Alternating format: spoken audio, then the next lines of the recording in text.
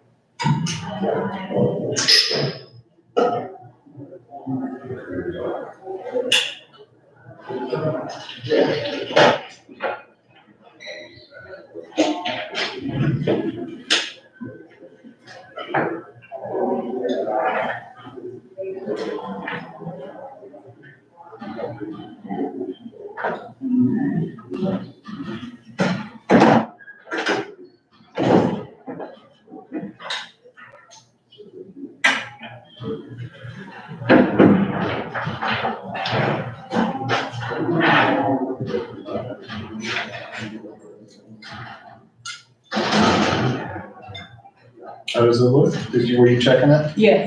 No, we're good. It's done. If I don't get to do it, just, if you could warn folks that it's on. Yeah, gotcha. Actually, we can get some signs put on. Does that work? I don't think. This one? Nope.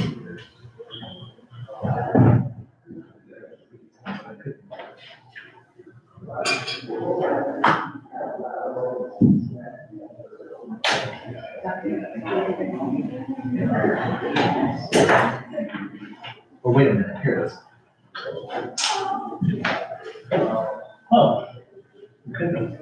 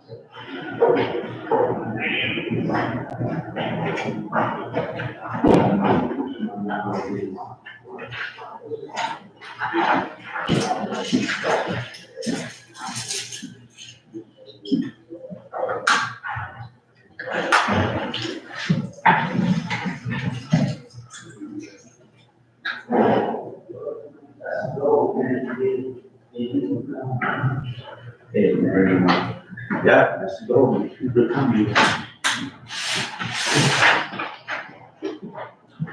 Just pay attention to the on air, right? Oh, yeah, heard.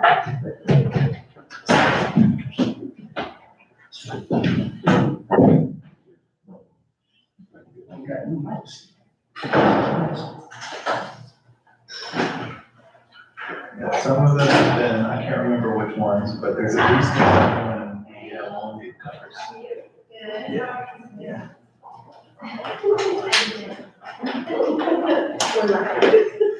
Just a friendly reminder that, we are streaming, YouTube, so we are live now in a pre-meeting. If you would like, I'm happy to provide public comment related to what we're up to with YouTube. At the head of the meeting, just to explain to the residents. Yes, that would be great. Happy to do that. How are you, Commissioner Jones? How you doing?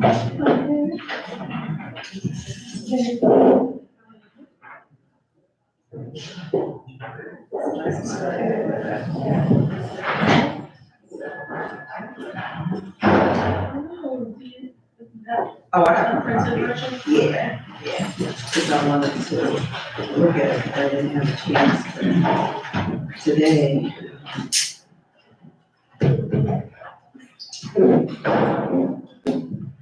So who will be doing the prayer, the allegiance? Okay. I can do the version.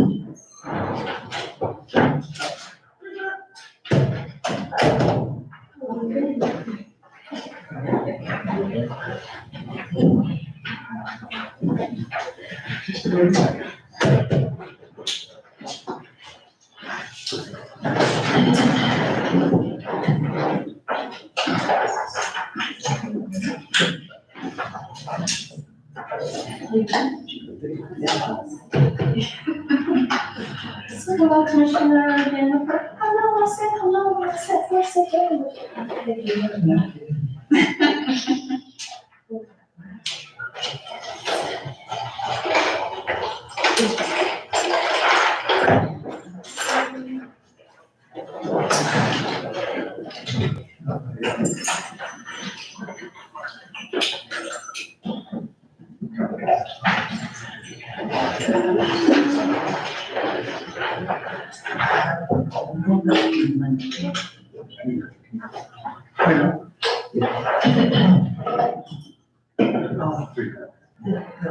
I don't have a charge for it.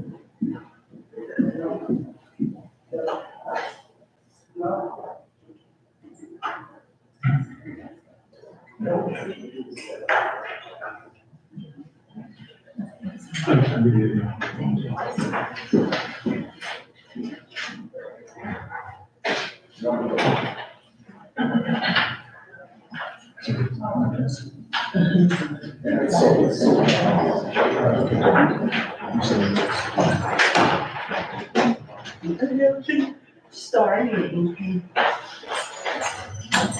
Anybody else? Blue.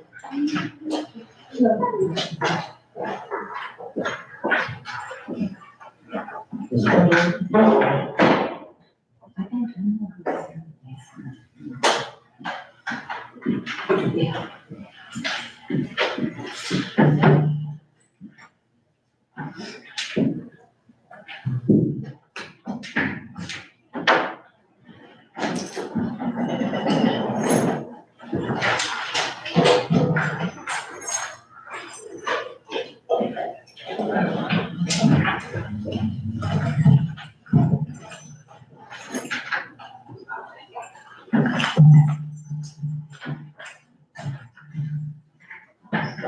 You didn't say.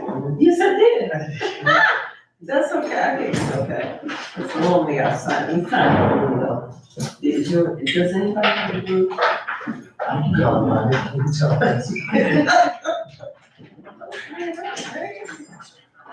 that's black. I need blue. Just the sun, just blue. Thanks. Yeah.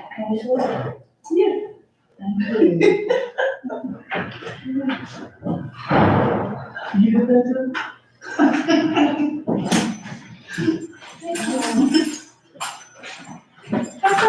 You need a pen? Mine's not working. What? No, this, I got some stuff. So you need it. I was getting my So David, on the action items. Yes. So are we voting on the action items or are we just, what are we doing? Two of them, items 3 and 4 are just simple introductions, so I'll probably read out about the proposed amendments of the ordinances.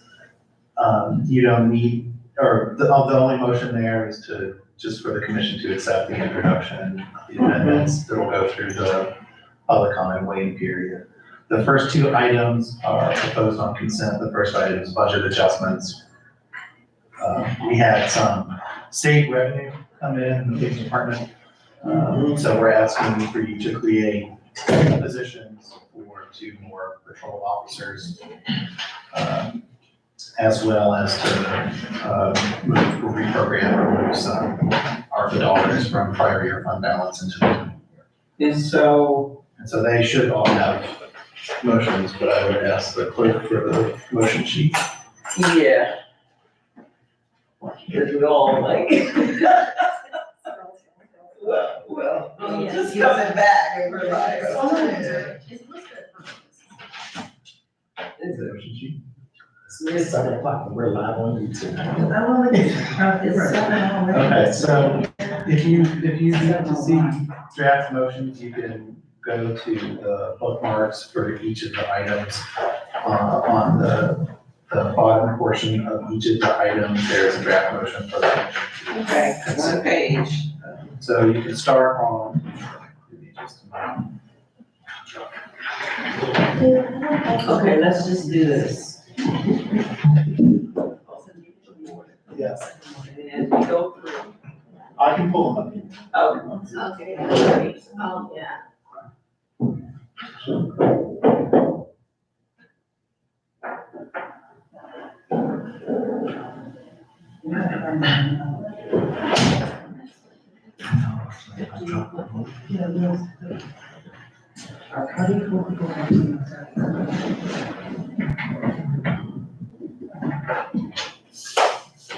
ready?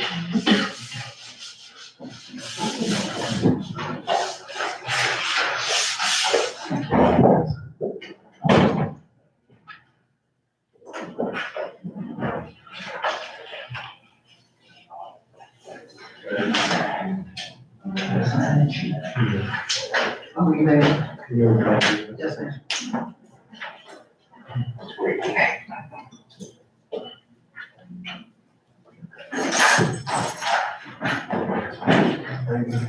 Good evening, everyone. Welcome to the City of District Heights City Meeting, Thursday, September the 7th, 2023. It is 7:03 p.m. We are live on YouTube in the Commission chambers.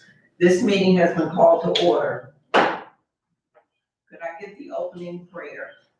Sure, I'll take that, Madam Mayor. Okay, Vice Mayor. We can all bow our heads. We come here today in this humble setting to do the work of community. We ask that the Spirit of God and whoever you worship shall come into this place, into your hearts, and everybody watching. Make sure that you're all in good health, good spirits, and that you all treat each other and yourselves with kindness and honor community and what it means to be living together. There's so many things for us to be grateful today. We can get sidetracked often about what's not going right. but let's just come together in the spirit of thinking about all the things that we should celebrate and everything that is going right. And I think we're doing fine here in District Heights. Amen. Amen. Thank you for that, Vice Mayor Harcourt. Pledge of Allegiance, Commissioner Gomez.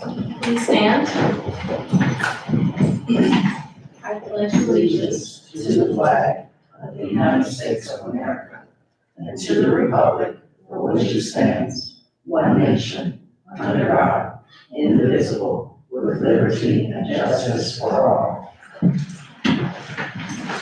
Thank you for that, Commissioner Gomez. So has the commission had a chance to review the agenda? Yes. Okay. So could I get a motion for the approval of the agenda? Could I get a motion? I'll take it, Mayor, if I can. Sure, Commissioner Danforth. I, Commissioner Jennifer, move that we approve the agenda for September 7th, 2023. Could I get a second? I, Commissioner Gomez, second. All in favor? Aye. Motion carries 4-0. Thank you for that. Organizational matters, the nomination of Vice Mayor. As we closed out on our election process and season in May, every year we get a chance, well, I get a chance to appoint a vice mayor in the position to assist in my absence. And Vice Mayor Harcourt has been doing a tremendous job, even though we started with limited staff. And I feel that with everything that has been coming together in the good of the city, I feel that for both of us, that we should get a clean slate on how we should move the city. We have a city manager, we have a city clerk. I mean, we are thriving in this city. And I feel that right now, because of all of the initiatives and projects that we are foreseeing coming ahead of us, I would like to nominate Commissioner Xander Harcourt to continue for another year as we come together to make this a great city along with the commissioners. So could I get a motion to have Commissioner Xander Harcourt fulfill another year as vice mayor with myself as mayor? Could I get a motion? I would love to take that motion if I may. Sure. Commissioner Jennifer. Taking glasses off for this. I agree totally with everything you've just said. Commissioner Xander Harcourt has been instrumental in moving a number of initiatives, along with the body as a whole, moving along great initiatives for this city. And I think that we need to continue on with this leadership here. 1, 2, 3, 4, 5. And so with that, I would like to make a motion that we extend the term of vice mayor for Commissioner Harcourt for another year. Could I get a second? Commissioner Gomez, seconds. All in favor? Aye. No. Okay, so we have 3. So we have, I voted aye. So we have 4. So we have 4 votes, yes. And Commissioner Tillman, no. So all in favor? I did all in favor, but, thank you for that. Vice Mayor Harcourt, would you just like to say a few words? Thank you so much. I'd like to say that this has been one of the most fulfilling roles that I've ever had in my professional career. I've been working since full-time, since 14 years old. And I can say that to be able to give yourself, and it's hard, it's not an easy job because we work full-time jobs. But to see the transformation of this community in such a short time, to see what we've done by bringing people together, this new group of professionals that we have, we polish the image of our city. When we show up, people know who we are. And that's a wonderful thing. So I'm grateful for this opportunity to carry on for another year to champion, brand, and the good things about the city of District Heights. We have, again, like I said in our prayer, we have so much to be excited about and grateful for, that we should not get sidetracked or hijacked by the things that don't work, because every community can always do better, but I think we're on the right track. So I appreciate the support of my colleagues, and Madam Mayor, thank you so much. It's been a wonderful opportunity working with you. I'm learning from you. I'm learning a lot. And everybody on the commission, just thank you so much for your support. Thank you. You want to make a comment?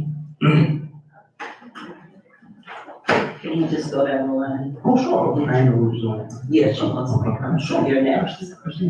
Vice Mayor Harcourt, I just wanted to let you know that this is very well deserved.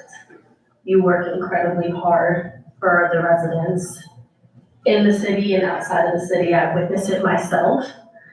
In my opinion, in a lot of ways, you are the lifeblood of this commission. You truly embody the spirit of public service.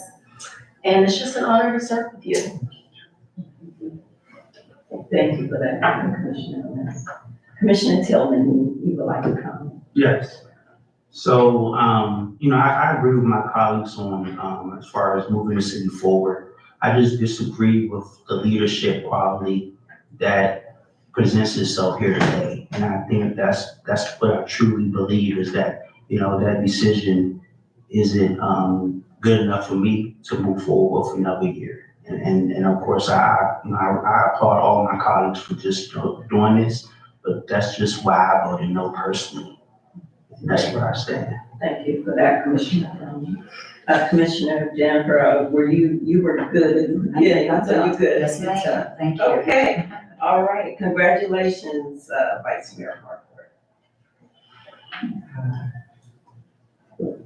So we have, information item for the Georgia County Public Schools.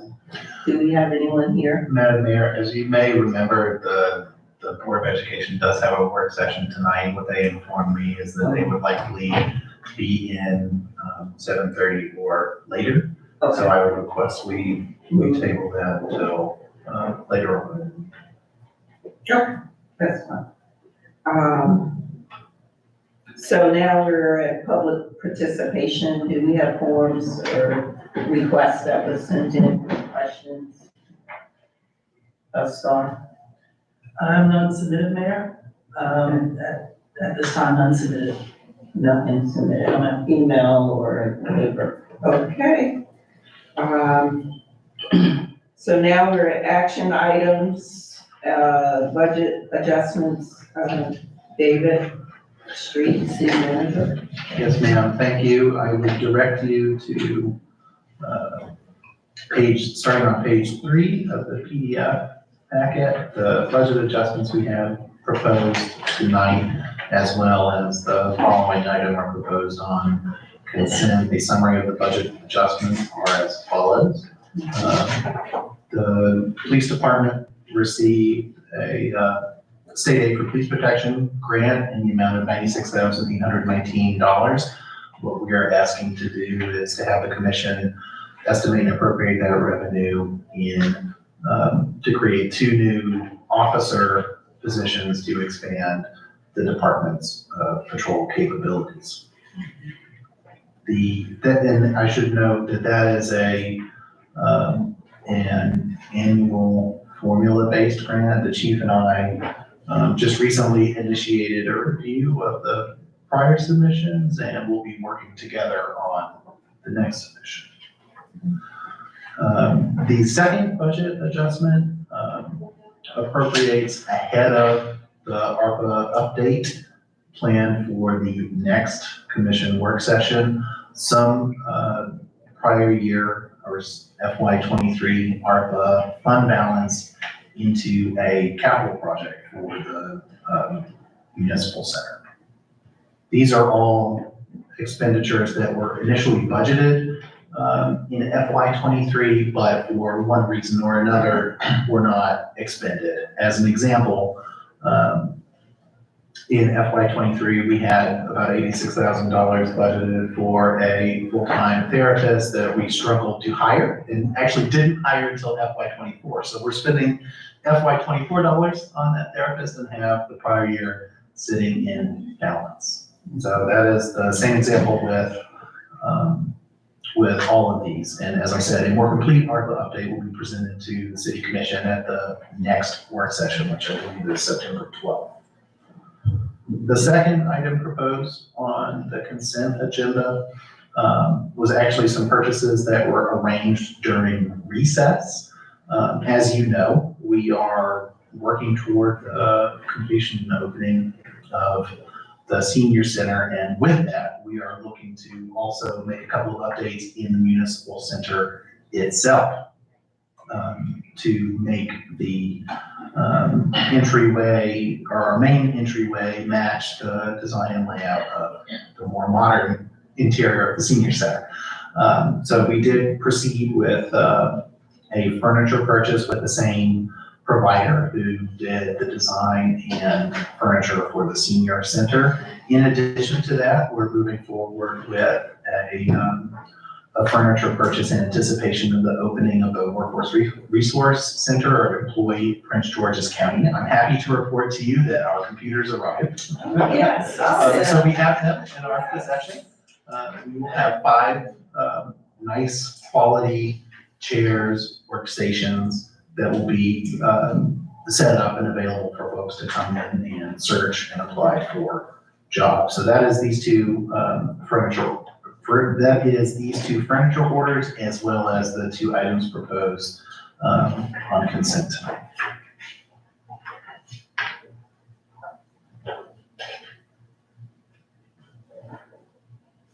Okay. So we need to do the motion on the grant allocation for 2 new officers. I can take that, Madam Mayor. Mayor, could I ask a question? Sure. I'm not sure if this is a question for the chief or for you, Mr. Street, but in terms of the monies for the police department, for the 2 officers, will there also be a supplement to that? Because I'm just looking at the amounts there and they seem a little low. That's an astute observation. So I would say that this gets us about 90% of the way to 2 officers. The balance, the department is capable of absorbing due to vacant positions. So a number of, I should say, Chief Tarpley will address this in his update, but we are on a bit of a recruitment and hiring event. So he does have a number of positions that have been vacant since the open of the fiscal year, which has led to vacancy savings in his personnel budget. So we're appropriating the additional revenue and absorbing the difference. And of course, insurance and benefits and things like that are budgeted centrally for the organization wide. So this is purely personnel. Okay, wonderful. All right, thank you, ma'am. And it's free money, right? Correct, this is state grant. So first of all, let me just say thank you to Chief Hartley for getting some more grant money. Yes. So can I get a motion? Sure, I'd like to take that. Okay. I, Vice Mayor Xander Harcourt, move that the City Commission estimate and appropriate $96,819 in SAP. Could I get a second? I, Commissioner Janice, second the motion. All in favor? Aye. Okay. 4-0, the motion carries. Did we read the right one? Yeah, the motions continue on the next page. I apologize for. They continue on the back. Okay, so this is for the, That's the grant, that's another one, but the grant revenue. it's another one. It's split in, I should clarify, it's split into, one is recognizing and then appropriating the grant in the FY '24 budget. The second part, where it's cut off and breaks the page, is the request to authorize 2 police officer positions. Okay, I'll finish that. All right, thanks. I'll finish, let me just start it over. Is that Okay. Yeah, that's fine. Okay, I, Vice Mayor Harcourt, move that the city commission estimate and appropriate $96,819 in SAPP grant revenue in the District Heights Police Department and authorize the creation of 2 full-time police officer positions. Could I get a second? I, Commissioner Janice, second the motion. All in favor? Aye. Motion carries 4-0. Thank you for that. And then the next one is the ARPA one. So could I get a motion on the ARPA fund balance for the municipal center capital project? I can take that one. Sure. Commissioner. I, Commissioner Gomez, move that the city commission waive the completed bid requirements. If I could direct you to page 4 in the PDF, there's a second motion in the budget adjustments. You're one item ahead, Oh, but that is the next one. apologies. This one, okay. All right. I, Commissioner Gomez, move that the city commission appropriate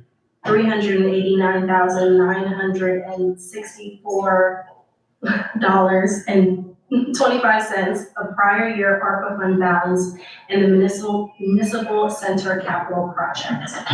Could I get a second? Commissioner Tillman, second. All in favor? Aye. 4-0, the motion passes. Thank you for that. And then the other one.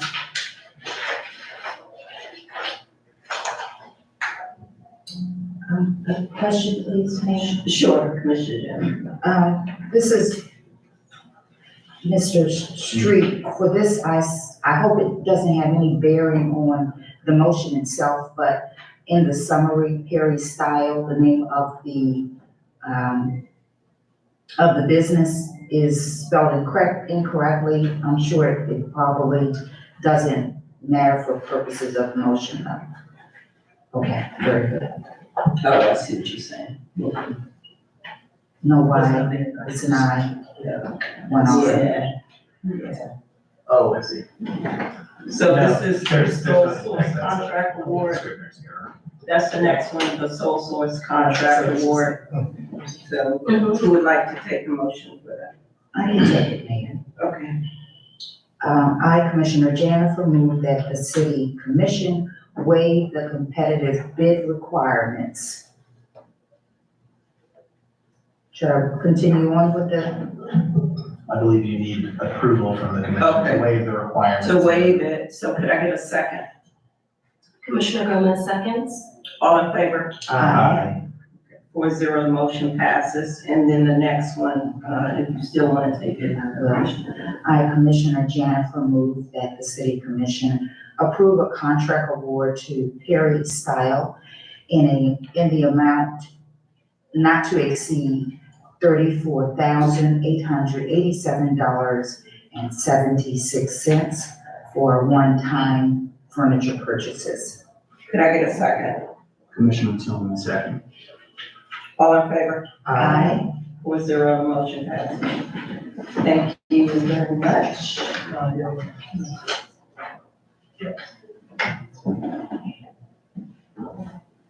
So the next one is the ordinance introduction, repeal, and enactment of section 1106, State Street City Manager.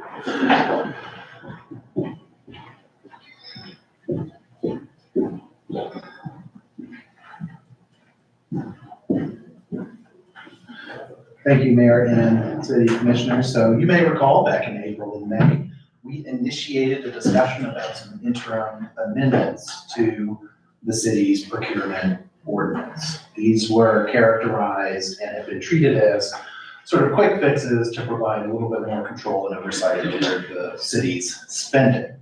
What is presented before you tonight for introduction is the follow-on to that. So one piece of direction that you gave the city attorney and I was to go back and review the procurement requirements and bring back recommendations. So essentially what we have done is conducted a review of similar and neighboring jurisdictions and drafted some requirements that that are appropriate to the size and scale of District Heights' purchasing procedures for your consideration. There are a couple of notable changes that I would like to just briefly walk the commission through.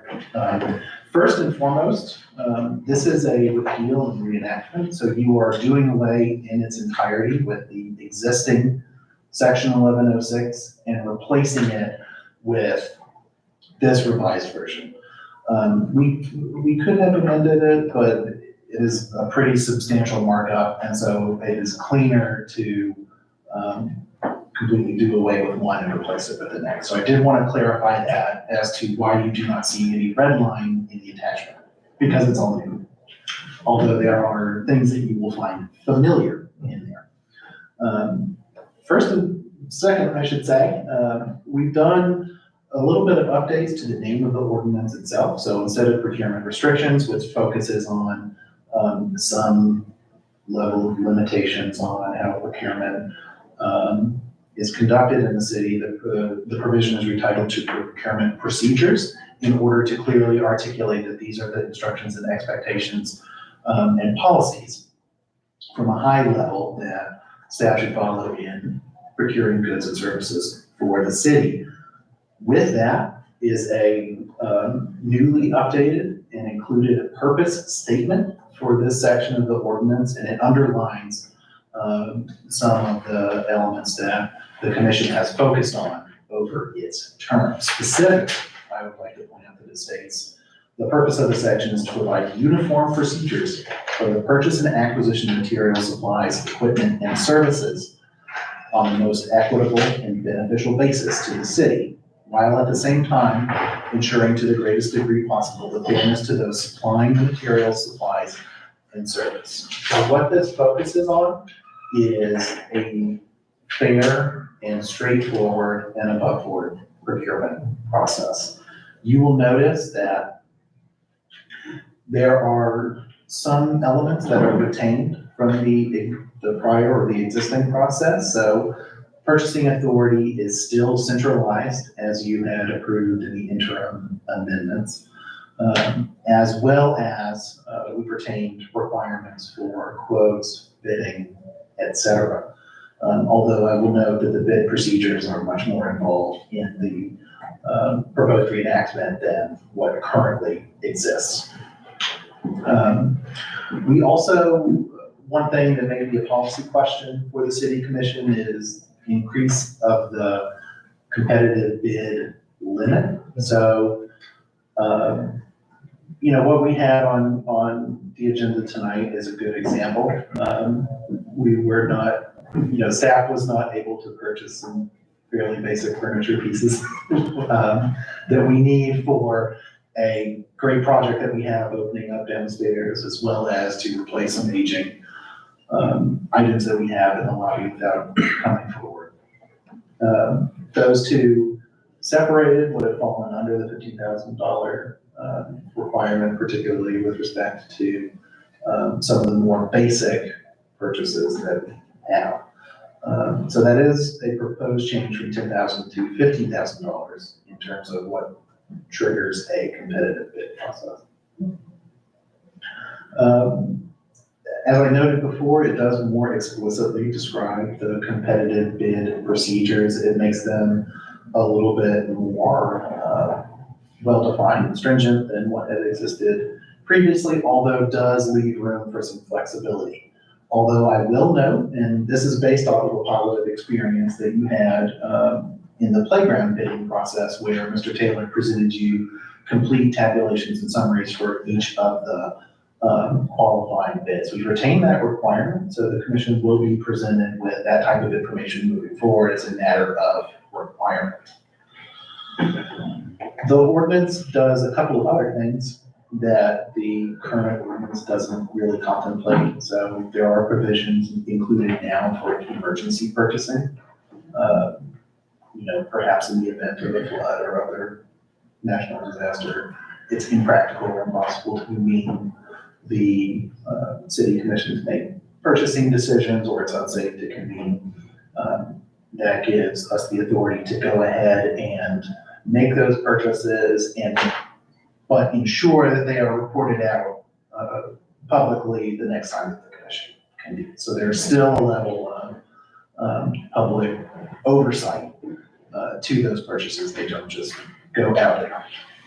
That is also tied with legitimate emergencies, so a disaster declaration could be an indicator where this provision would be triggered.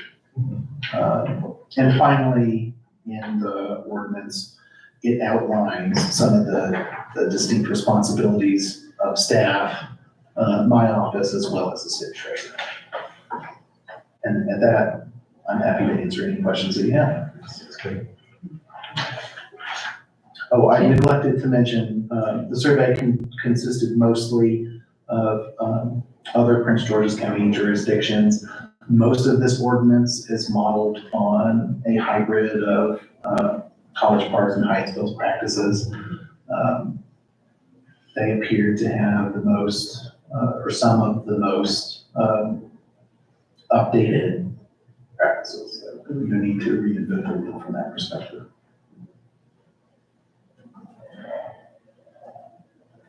Any questions from the commission? I have one question, Mayor. Sure, Commissioner. Thank you, Mr. Street. I just had one question on the parameters surrounding sole source purchasing. Can you clarify and go into detail on what those would look like? Yes, there's two examples of sole source purchasing that I can highlight. There's the instance where there is a contract that another jurisdiction has already been through the vetting process on that is open for writing. We've done that with some larger procurements recently that we just don't have the technical expertise to evaluate, particularly in the IT area. So that's one example of sole source purchasing. Another example of sole source purchasing is where there is a justifiable reason to go with one provider of a good or service over another. I'll give you another example. Say that there is a need that a department has, only one or two vendors make this product. It doesn't really make sense to go through a competitive procurement if there's a monopoly or near monopoly. And in some other cases, there are extenuating circumstances. I can give you another recent example here in the police department. We have a little bit of a analysis backlog with some of our speed camera information, as well as some outstanding infractions. We desperately needed somebody with some police-related vetting and skills to go through this backlog, but didn't want to dedicate an officer to it because that's not a practical use of their time. It just so happens that a large law enforcement agency in Prince George's County had just been through a procurement for temporary staff, which we were able to join the recruitment pool from and hire somebody through there that we perhaps would not have had access to otherwise. I will note too, when we do sole source purchases, what we are going to do in those records is include a sole source justification. So if, say, somebody, we get a rate quote for something, we decide it's something that we need, but something that for one reason or another, we need to sole source instead of looking for different quotes or different vendors for.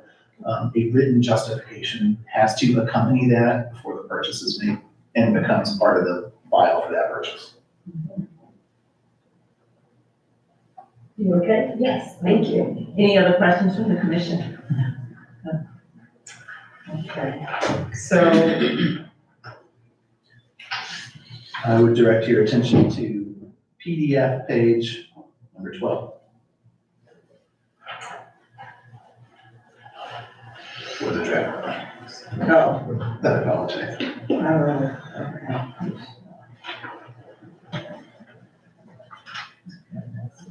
Is that 11? I got it on that. 11. Yeah. Okay, could I get a motion to? And so we just introduced the repeal and reenactment of section 1106. And also, and then it becomes a motion. Right. We'll So bring it's a it- draft motion. Yeah, so this is, what will happen is that this will get posted in public. You will have the opportunity to further review. It will come back to a future work session or city meeting where it can be amended, and then adopted. So could I get a motion? Sure, I'll take that, Madam Mayor. Sure. I, Vice Mayor Harcourt, move that the City Commission ordinance DH-06 to repeal and reenact section 1106 of the codified ordinances of district heights as provided in attachment number 1. Could I get a second? I, Commissioner Jennifer, second motion. All in favor? Aye. Motion carries 4-0. Thank you for that. And then the next one, David. Yes, ma'am. This is item 4, begins on PDF page 14. And our proposed amendments to Article Commission Rules of Procedure. There are 3 amendments proposed for the Commission's consideration.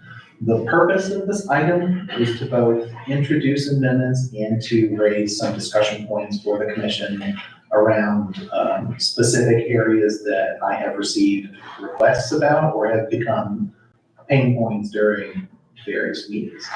Amendment number 1 for your review and discussion is a process, should you wish to entertain it, codifying how the commission wishes to consider and approve remote participation in city meetings and work sessions.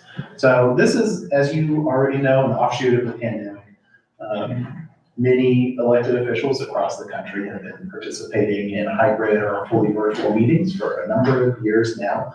Some of those jurisdictions have rules around how and when remote participation is requested, and some of them don't. Our attorney and I agree that if this is something you want to continue with, you should have a request and approval process for it. That does a couple of things.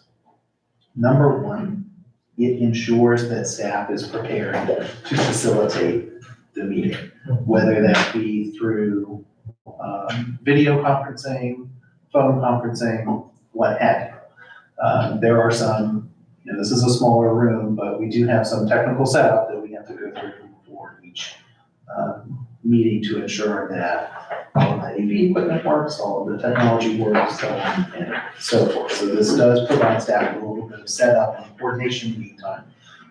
It also provides some oversight and backbones, a little bit of integrity for the record of the meeting. And so what that really means is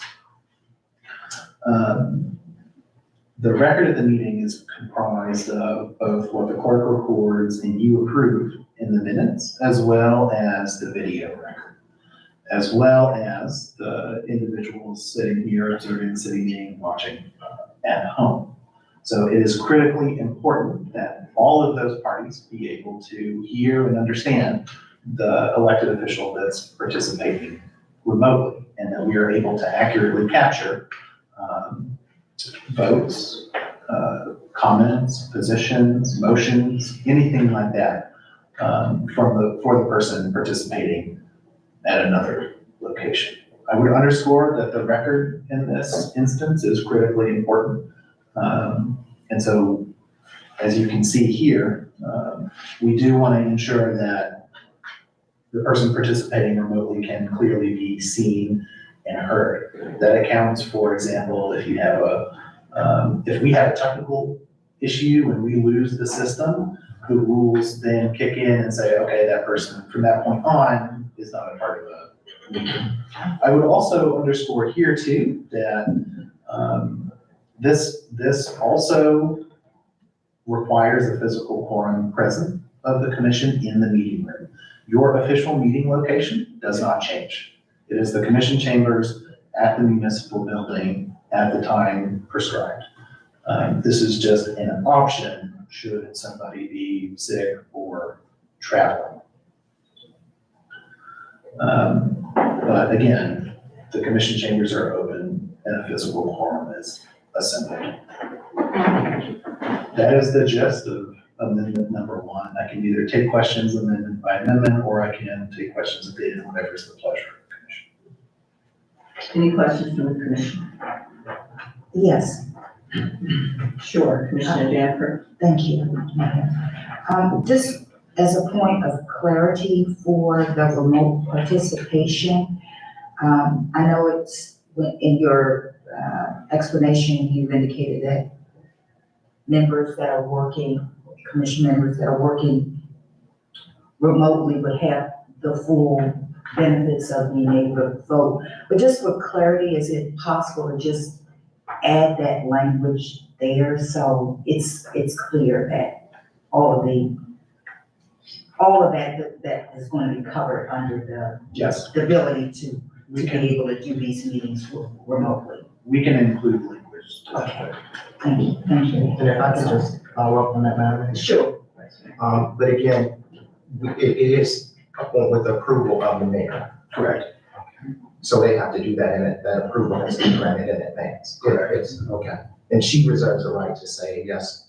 Correct. Okay. As the presiding officer, she has a right. I have a question. Sure, Commissioner Tillman. So what is the actual, language before? It's, what is, so what is the current status now of that situation? So if you. So the situation now is that we do not have any explicit language for it, although over my tenure here, we've had remote participation. And so essentially what this is recognition that that might be something that you want to continue. And if so, let's put some parameters around it so that everybody knows what the process is going forward. And so that members of the public who follow the meeting can reasonably expect to understand what's going on when they hear somebody from a Polycom telephone in the middle of the room voting. Okay. I should also point out, you don't have to do this should you wish not to. May I have another comment? Sure, Commissioner. Really just a question for the rest of the commission and you, Mayor, as well. I think it's good that we're gonna, put some parameters in place. I wonder if we would wanna consider a limit to the amount of times each of us have the opportunity to participate virtually, just in terms of administrative burden. And also in the spirit of being together and collaborating and working in person has immense value. So I would maybe consider that we think about a quantity that is comfortable on an annual basis perhaps. Because of course we all, I travel as well, it happens. You may be feeling under the weather, you don't wanna infect anyone, but you're not necessarily feeling bad, right? And you still wanna participate, so yeah, those are kind of my initial thoughts. Madam Mayor. Sure. I would say that you have discretion to decide what that number is. Jurisdictions do have limits on it. Some, for example, may say you could do this only for medical purposes, and then the commissioner has to cite, I'm requesting this for medical purpose. They also have a variety of caps. Some of it is a handful of meetings per year. Some of it is a certain percentage of your total meetings. So you have a lot of flexibility in how you put that together. Can I ask another question? Sure. Commissioner, go ahead. Is it possible to get some recommendations, based on what other municipalities do? Yes. Any other questions from the commission? So with,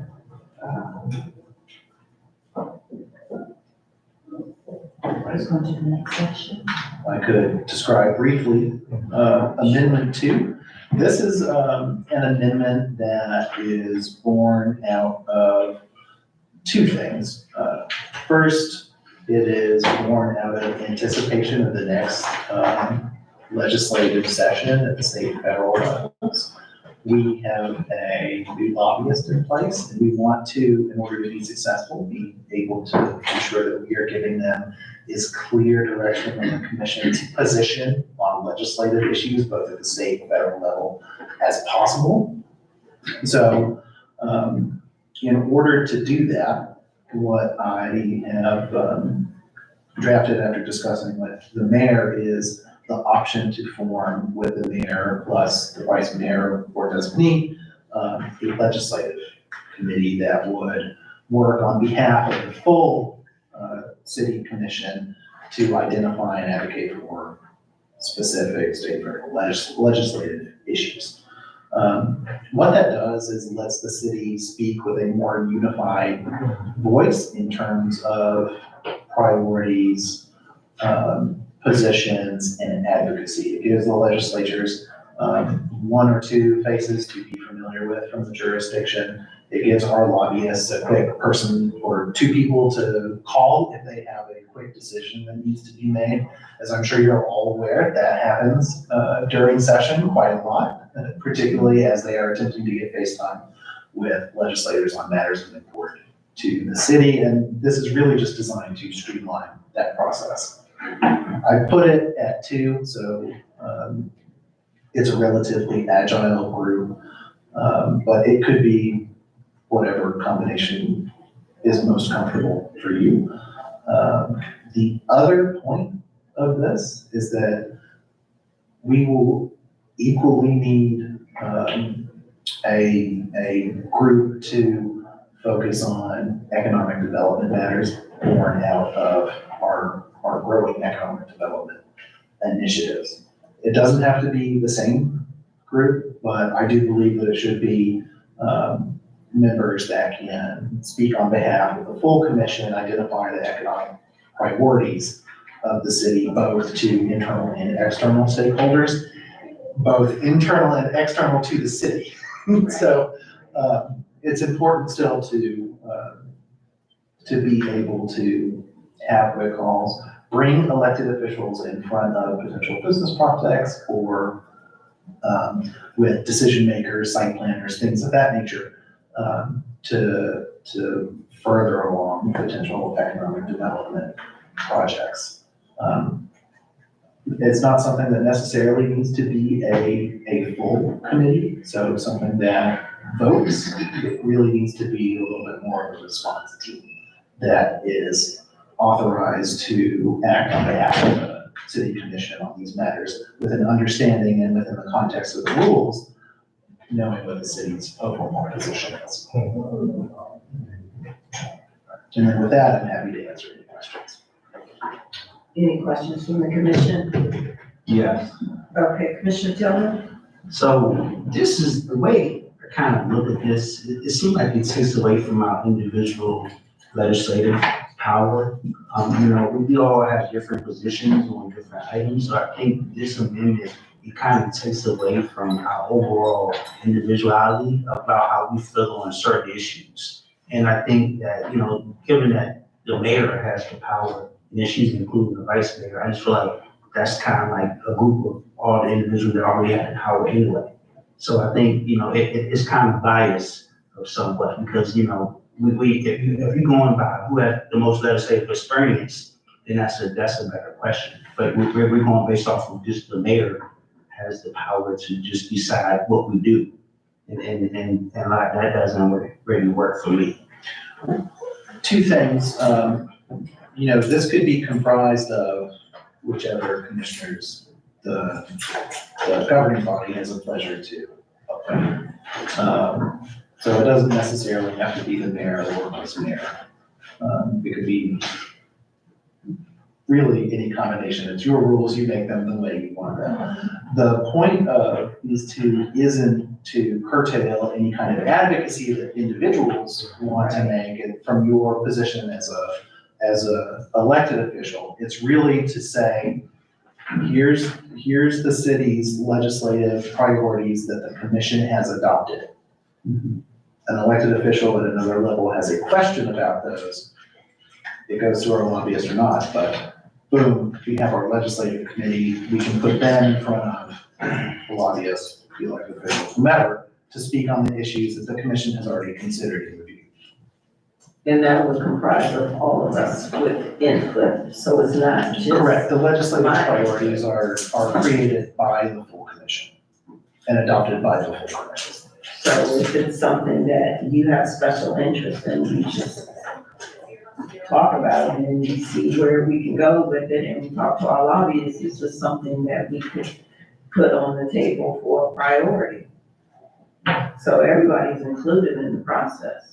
We just want to narrow down who gets in front of the lobbyists. The legislative priorities are identified by the full commission. It's really who's doing the back and forth with our lobbying firms or the people that we're trying to lobby to get legislation passed on the commission's approved. So I'd like to add, if I may. Sure. So this in essence was similar to the setup we have with the grants, so that those grant questions, we all can find whatever grants we want. But then when we run through you, you're the touch person, taking all that information, vetting that information and running it up to our grants person in LA Perez. So it wouldn't diminish anybody's power because we are a strong commission there, so it takes all of us to contribute. But this would lessen the confusion of who to reach out to. It'll be the person would just come to these people that pushes up the priorities that the commission as a whole ran through together. Yes, and that is a reasonably good way to summarize it. Maybe it would be better if I gave you a scenario. A scenario, say, the city commission has adopted a position in support of more funding for youth services bureaus. One of our state senator is having a phone call or something along those lines with Mr. Perez. And she says something to the effect of, I don't know if this is gonna get sent out of committee to the floor. Mr. Perez can then say, oh, well, you know what, let me just go ahead and put you in touch with whoever sits on our legislative committee to really talk about what that would mean for us. Something set up with one or both of those members, a lobbyist and the elected official on the issue, and we hopefully sway their opinion. And also, we learned this, I'm sorry, Commissioner Gomez and I, we went to the CDC for the Black Caucus, Maryland, and they did their legislative wrap up. And one thing that they're asking, not only residents, but also governments, is that when Mayor Annapolis asking for money and for priorities, we're not showing up. So what we need is if Senator Griffith or one of the delegates, Nick Charles, needs somebody to come up, then they don't need to play whack-a-mole about who'll do it, to testify. So that'll be the responsibility of the person we select to go up and go testify on behalf of the city. They'll know that one person, and that'll be easier. And to your point, it's also possible that legislative committee says, you know what, this is really about public works funding. We really should send Commissioner Gomez to testify. Understood. Any other questions from the commission?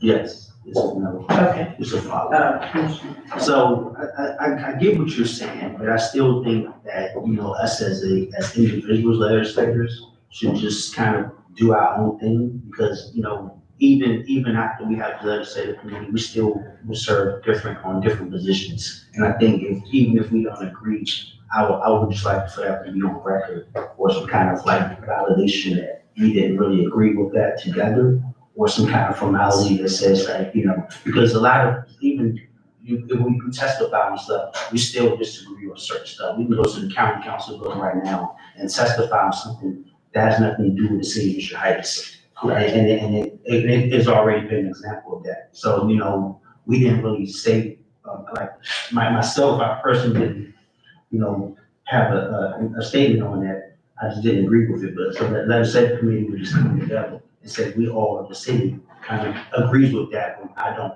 And yes, and I should say that the script, if you want to call it that the legislative committee is working off of are the legislative priorities that have been debated, identified, and voted on by the full commission. And so if it's the commission's pleasure, those priorities can be a matter of public record that we discuss on a regular basis ahead of session. Yes, and also public input, because we serve the residents, so we should definitely hear their views as well on that. Okay, I'm okay. Yeah, and so if I could, Madam Mayor, what I'm hearing out of that is when this component comes back, do perhaps include a little bit more about process for identifying the legislative initiatives. Okay. Yeah. I can do that. We can do that and bring that back. Okay. So, so we have a draft motion on, We have one more amendment, I apologize. oh, you did, oh. Yes, there's also, one more amendment. There is a section 1761 entitled Commission Requests. It talks about how commissioners basically request information from staff. We have a number of our core services that are provided by contract service providers to varying levels. Some of them are in the office every day, some of them are not. And so this is an amendment that clarifies that same process also works for contracted service firms. The one caveat I will note to that is, based on conversations with the mayor, I have it drafted as the communications filtering through me. I need to clarify that if you have a question about me, go through the mayor or go through Star directly to the attorney. I don't want to see questions you have about me. Okay. Any questions or concerns from the commission? No? That's pretty clear cut, right? Okay. So that is Avery, you wanna? I'm happy to answer questions on that one, although it's pretty straightforward. It just addresses the fact that we have a little bit of a hybrid setup in terms of who's delivering what service. The draft motion is found on PDF page 15. Okay, so it's at the bottom of my page here.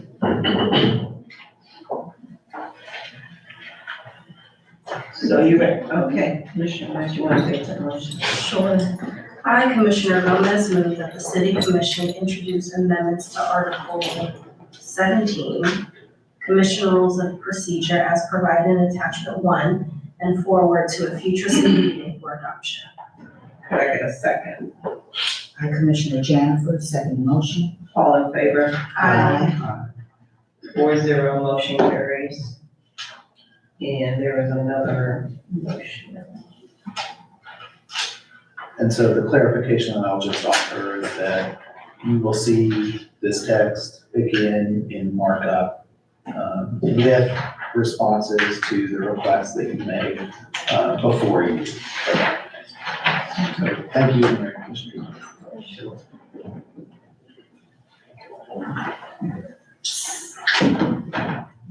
Okay.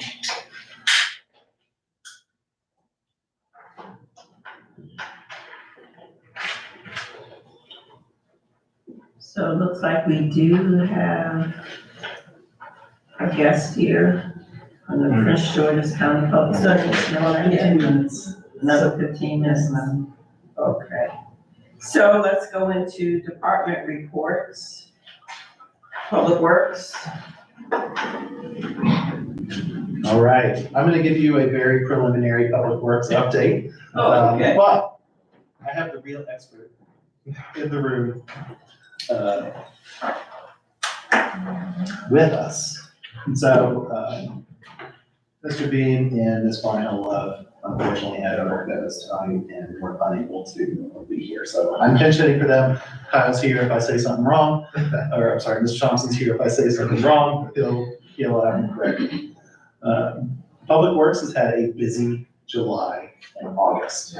I would like to highlight that the paving project has reached pretty substantial completion. There are two and a half, 3 areas that we are waiting to pave.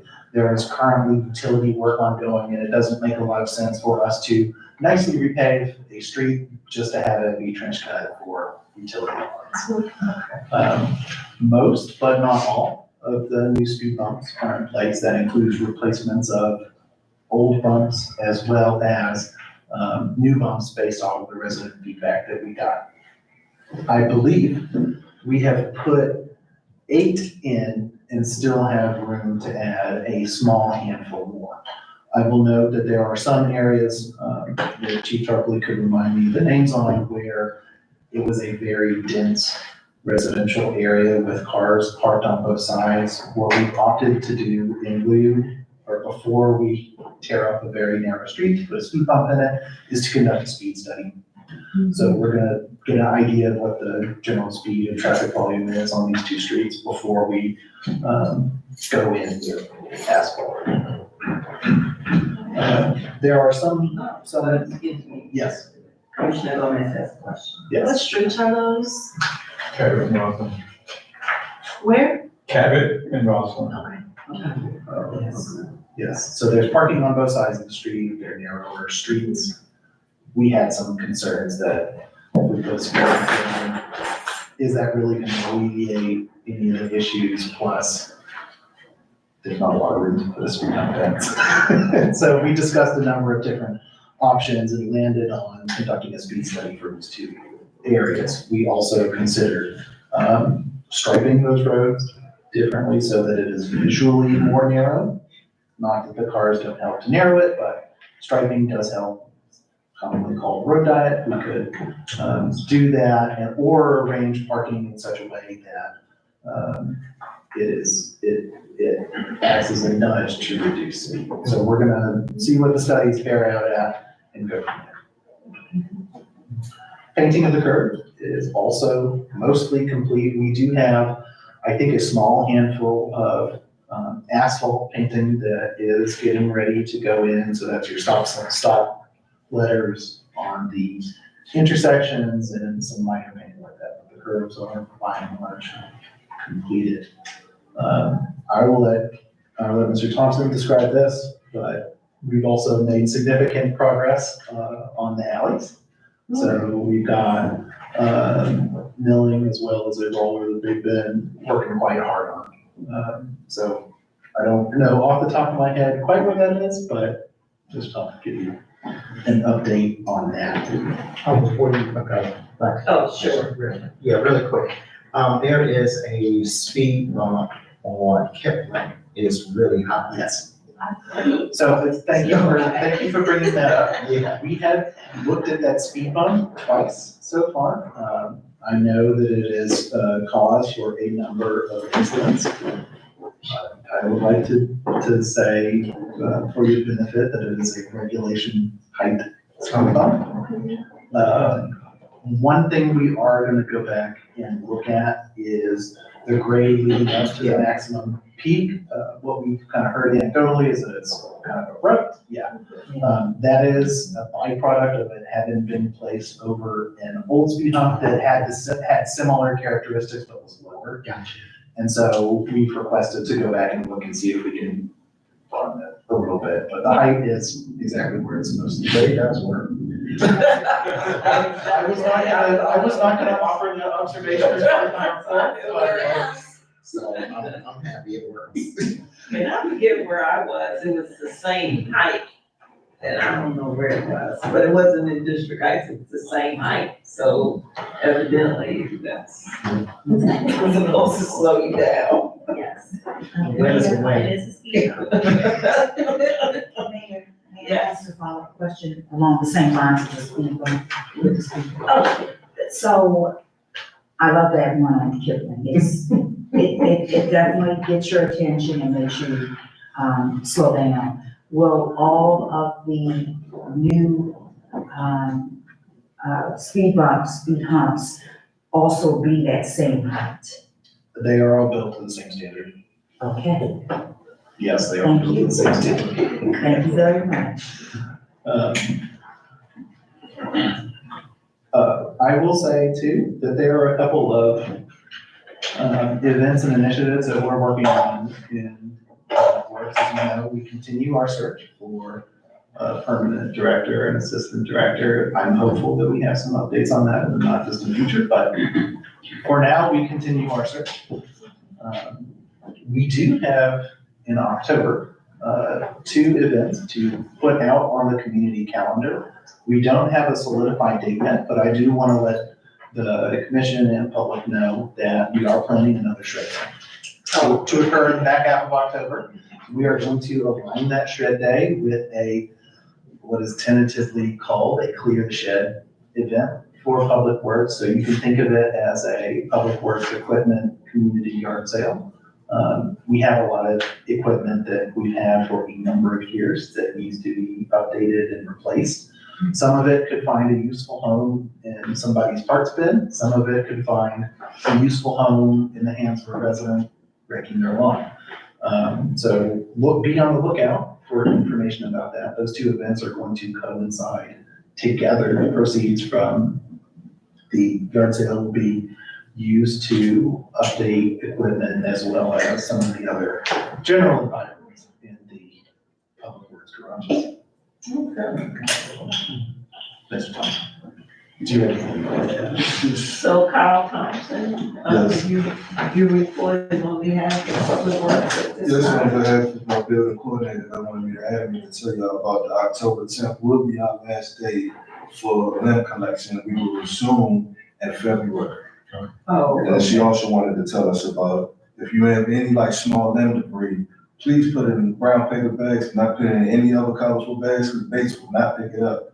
And for those in the residents that have not got their limbs, not limbs, their trash picked up, today, they will resume tomorrow morning. They had an issue with one of their trucks.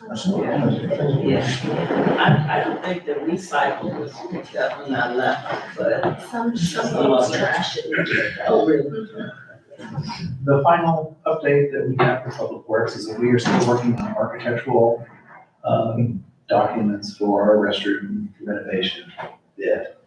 So we have the plans, they're under architectural review before we can put something out on the street. All things going well, I would like to have the bid out before the end of the month. Although at this point, we are really in the hands of the architects. And I have a question. Sure. And where are we with the outdoor restaurant? Yes, thank you. So, both of the storage containers have been cleared out. If you look at them now, there is not a lot of stuff in there. There might be some debris left over. We are actively looking at ways to either reuse or remove them. The difficulty there is that we do not have a good way to get them out. So it looks like they might need to be craned. And there's some question as to whether or not we would be able to reuse them. So a potential reuse is some discussions that we've been having about setting up composting for use in the community garden as well as our own sites. We could convert one or both of the bins or one or both of the storage containers into use there. That is still in the making and is not quite ready to be proposed to you yet, but it is something we're exploring. We have also explored, selling or scrapping them, but moving them does present an issue. They can be dismantled, right? Like if we sell them, We pull this half right down. Then you have the problem. There's some debate. They're pretty sturdy. Yeah, and then where would you even put the vehicle or crane or whatever? So you would have to park a crane over in this corner, crane them up and onto a truck or a flatbed to move them. So we're working on it. It's gonna be a little tricky. I will let you know that the water and sewer was stubbed out for the bathrooms as part of the senior center construction project. That was completed. So those stubs are in place. In addition, with recreation, we are actively working on getting them indoor storage space downstairs to mitigate their reliance on outdoor storage.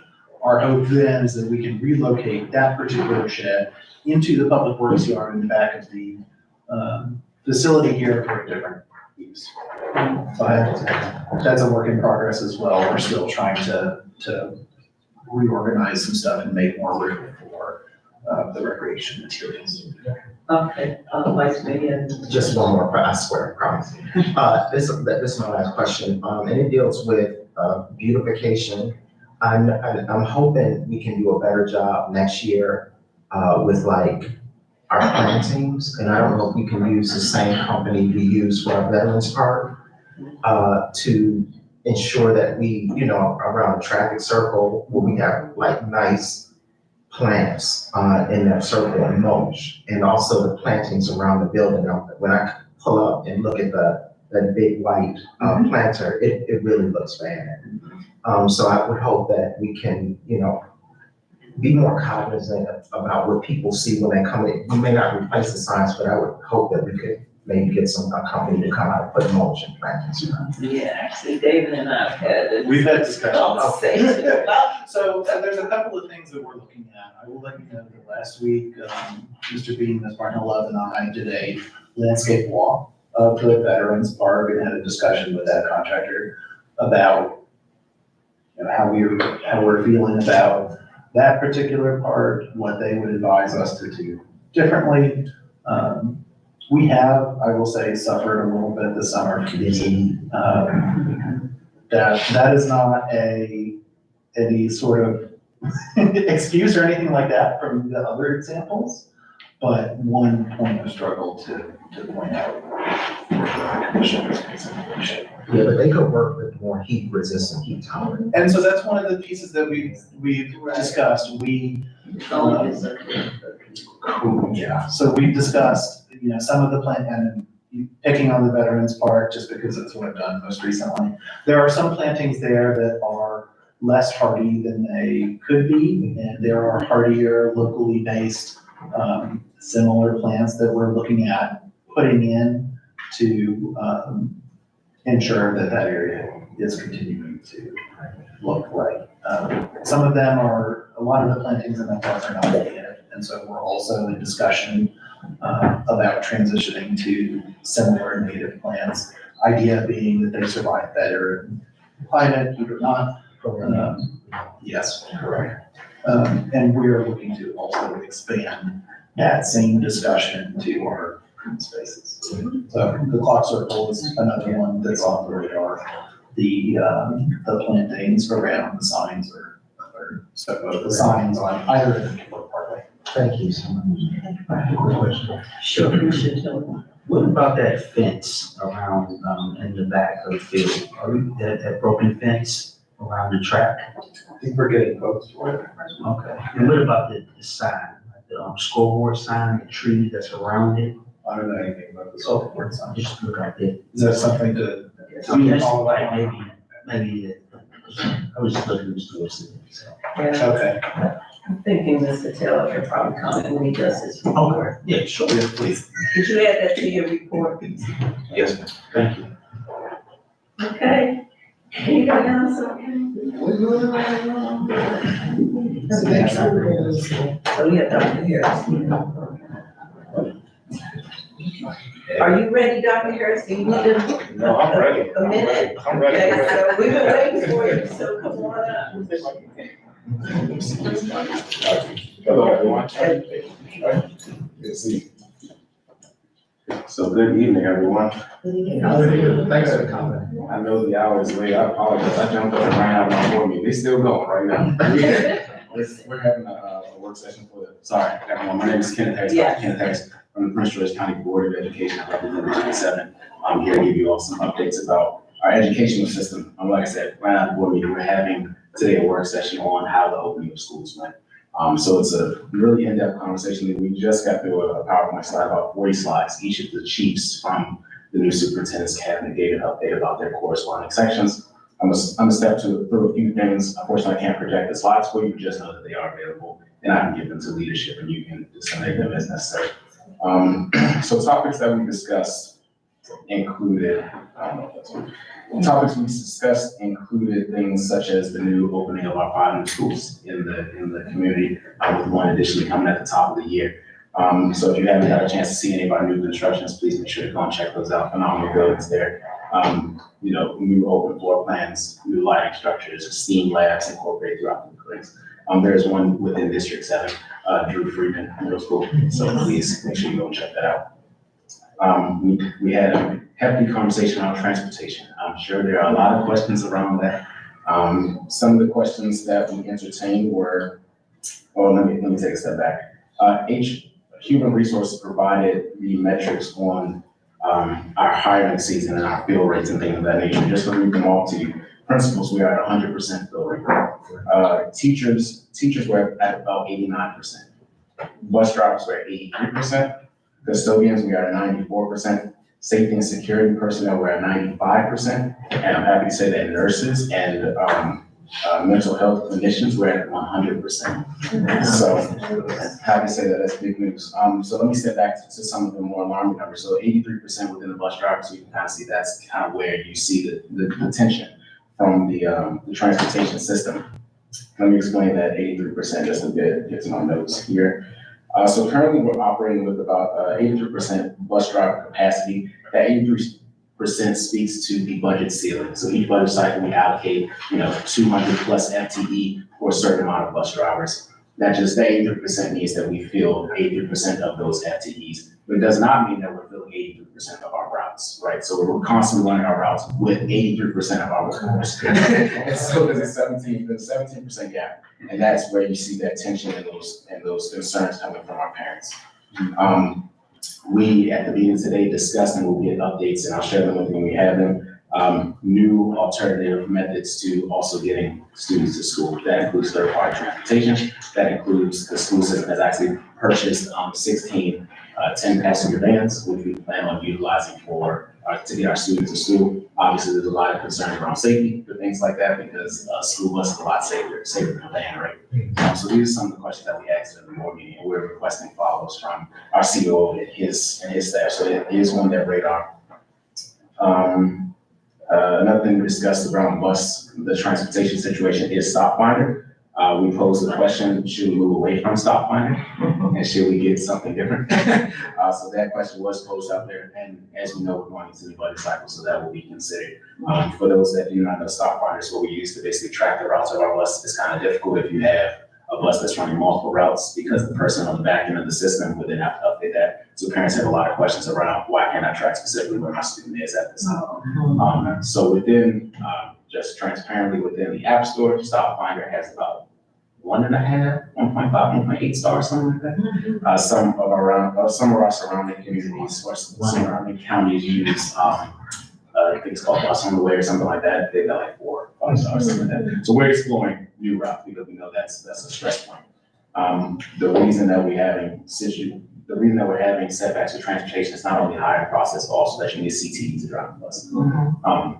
And so because you have to go through that training, pay for that training, well, exclusive help pays for that training, but you have to do that as a physical. It kind of turns some people off to being bus drivers. So we're having conversations around it. We know that it's a stress point. We want to make sure that we are providing the safest option for our students. Just recently, just to show that we are moving in the right direction, we consolidated, I think the CEO said about 37 routes down. So that helps us just be able to disseminate buses a little better. And we also had conversations around what it looks like to go back to that old system. You all remember when we were all in school, you probably had to opt in or opt out of your bus. So we think about going back onto that method if possible. So if students do not need a bus, then for example, that bus could be utilized for other routes. I know on the first day of school, when I was visiting schools, there were buses that showed up with, 1, 2 kids.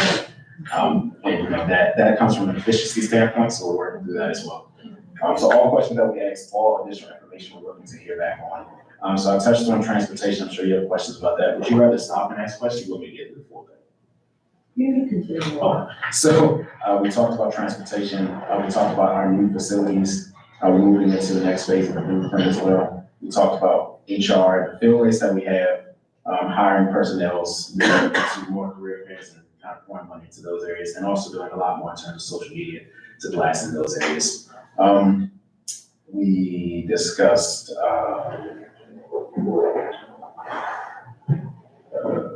accountability. That's, like I said, that's the blueprint for Maryland's future. High school cohort tracker, student performance planning, testing, things of that nature, and also rounding that into the academic journey for our students. I'm gonna share this with leadership here, this sheet here. I'll pass it down. There's a poster version that I don't have because I ran out of the meeting, so I don't have to be posted. But there's also an electronic version. So what I just handed Vice Mayor Harcourt is basically a toolkit that our chief academic officer has created, her team has created. It's got a bunch of links on there. So we've got links on there that go to our parent community partners. We need to update some links to parent and community partners. We've got links on there that link directly to our 24/7 tutoring services to make sure that students know that they get tutoring services anytime of day. We have students that actually actively use tutoring in the classroom to allow them to do that.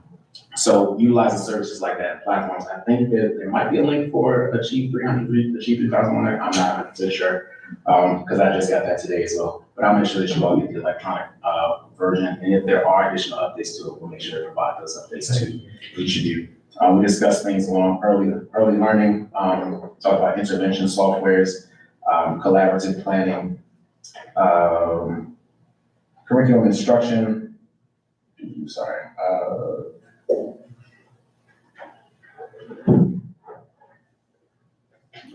We talked specifically around curriculum instruction, but then folded it down an additional layer to target special education. So we have technically 8 focus areas this year, specifically for systemic math focuses. Those vary from school classroom culture efficiency to quarterly learning walks, and then formulating observation-based data within the classroom, and going to a more tiered system of support for our special education students. And so we're moving to a model. I forgot the exact timeframe of it, but we're moving to a model where each of our students within the county will be required to be trained specifically how to engage with our special education students in that regard, and those with IEPs. And I think that's by the end of 2024. I think is when they have to be finished training. We talked about CTE programs and what's going on with, CTE is career and technical education programs. So for example, last year our students built a house. They literally built a house. And so that's a form of CTE programs and how we're trying to get students involved in trades as well. We discussed creative arts programs, allowing our students to have that access to showcasing festivals and exhibits and things of that nature. In terms of innovation, we leaned a bit on the new schools. I mentioned the STEAM labs, and we're also moving toward more innovative labs where that will be able to facilitate lab sessions, hands-on learning and education of that nature. So tangible means of education as opposed to just the whiteboard or chalkboard, things of that nature.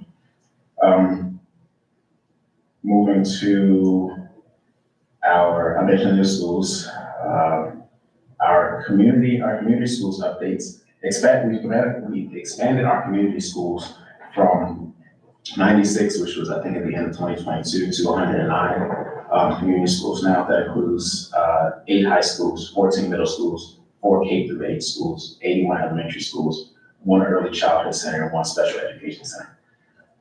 Through those community schools, we have utilized a platform called Ready 4K. It's basically an engagement curriculum we wrote it out for pre-K and kindergarten, where caregivers are able to receive these text messages with kind of these fun facts, easy tips, or how to promote their child's development by building on existing family routines. Just kind of a wraparound use. It's called Ready 4K. Today, just some stats for you. To date, about 4,000 children have engaged with Ready 4K. Families of pre-K through kindergarten students were served in English, Spanish, Arabic, Vietnamese, and Chinese. Over 400,000 texts have been sent and problem solving to increase their independence in those areas. And over the course of the previous year, we heard from north of 600 to 700 families. We've expanded our regional community schools, including a partnership with DoorDash, leveraging something called leveling the playing field, which is when 50 community schools participate in leveling the playing fields, providing schools and organizations with free sports equipment and support for youth services. We received the Giant Nourishing Families Grant for the amount of $26,000. And then 2023, we actually offered a virtual class for 100 participants to participate in cooking classes online. So just again, additional services to help expose our students to some different things. Moving on to the last thing around community schools, as you might know, we have a partnership with Capital Area Food Bank programs. So there are food markets and then there are food pantries. For those that don't know the difference, food markets are those that have fresh fruit and vegetables and things of that nature, and food pantries are more of your canned goods and things of that nature. We have 20 family food markets within the county. I don't know, this is a yearly thing. Families serve 85,000 families. Children serve 45,000. That's in the food market. And then the food pantry, we have 19,000 families and 10,000 children. As I mentioned, each school now has a mental health clinician. Just to give you some stats really quick to show our growth and our momentum here. In 2020, we had about 93, just to keep in mind, we have over 200 schools. So in 2021 school year, we had 93 mental health clinicians. 2021 and 2022, that value rose to 144. The following year, 167, and currently we have 202. So great momentum and great increase there to show that need for our students to offer that to them. One question I asked our chiefs is how we're communicating that to the students. Those messages are flowing through the leadership within the school to them, so principals down to teachers, and then their independent students to allow them to learn how to access that. My ask of the chief is to make sure that there's some additional means that the board or our community partners can go about to make sure that the parents know, because sometimes that message gets lost between the parent and the teacher, and the student and the parent. And want to just make sure that they know that those services are available for them if needed. I'm wrapping up here. Virtual learning opportunities. So MSBE has continued to offer pathways for virtual learning in the case of inclement weather or staff professional days. So that's been expanded this year as well. PGCPS designed a virtual day instruction plan to utilize virtual learning for, like I said, the aforementioned days. I'm happy to say in the area of technology, we have, as a result of some initiatives specifically from the board, I'm happy to say a cohort of students over the summer actually got the chance to work with our IT department to support the repairs of Chromebooks. They successfully repaired over 4,000 devices for our IT service desk and school technologies. And that again exposes them to that area of STEAM, which again is my passion. So this school year, we'll actually launch a student repair program at 10 high schools across PGCPS. And then we'll do that in partnership with a group called AI to help students and staff build their capacity with AI tools. We know that was a large conversation around the use of AIs and AIs writing papers for our students and that's tonight. But we are embracing that. We are embracing that to help them learn there. And then finally, as we know, we're getting to the point within our budget cycle, or we're getting to the point where our ESSER funding, which is basically money that we got from COVID, is going to disseminate in September 2024, which leaves a gap in terms of what we are going to be able to provide for our students. Not saying there will be a lack, but we're trying to get ahead of that and learn to fill that gap. One thing we're going to do with that is we want to maintain our one-to-one technology ratio for our students. So within 9 schools this year, we're going to be piloting what's called a cart-based Chromebook program. And that is basically a program where the Chromebook will remain in the school unless they ask to take it out of the school. And so what that does is it obviously increases the life of the computer, it decreases the damage to the computer, and it helps to allow students that actually need it to be using it instead of just kind of sitting on the shelf there. On the budget side, that'll help us kind of fill that gap in some needs, but still, our main priority there is to keep our one-to-one relationship, our one-to-one ratio with all of our students. Last 2 topics here, student-based budgets for the 2024 year. Okay, so in 2021, our students had, this is individual funding or SBB, or student-based budgeting allocations per student, was about $4,500 in 2021. Moving to the year 2022, that went up to about $4,700. The following year in 2023, it went to $4,900. And this year we got a 7.7 increase in our student-based budget, and we'll be spending about $5,300 per student. So that's a 7.7% increase. All things considered with the budget, that's pretty good, I'd say, just to see that increase there. Again, we're going to be very conscious of our budget moving forward, and I encourage you all to engage within our budget cycle, and I'll be sending to your leadership exactly how to be very meticulous about priorities that we'd like to see. So your priorities within the local district will funnel to me, and they'll become the board priorities, which will then funnel to our superintendent. Lastly, if you have not heard in our most previous, one last thing with stop finder. So even though we haven't transitioned out of stop finder now, we're trying to build an additional arm of stop finder that allows school messenger to be implemented throughout it. So if there is something going on with the bus, then we can just immediately update a parent because currently there's no kind of tactile training. If you have not heard, we're moving away from School Max. School Max is being phased out. We're moving in something called Synergy, which is something that our surrounding counties use as well. Transparently, Synergy does cost more, and personally, I'm okay with that because of hurdles we've encountered with School Max. So I won't toot her horn, but my PCAC member and chair over there sat on the board to help select Synergy as well. So we're excited about that. It'll be a phased approach. So we're expecting data transfers to happen between this year and the following year. So 2 years license left on School Max, and then we'll transition into it. Second year into the rest of the school. And that is everything we talked about. Sorry, I tried to do that really fast.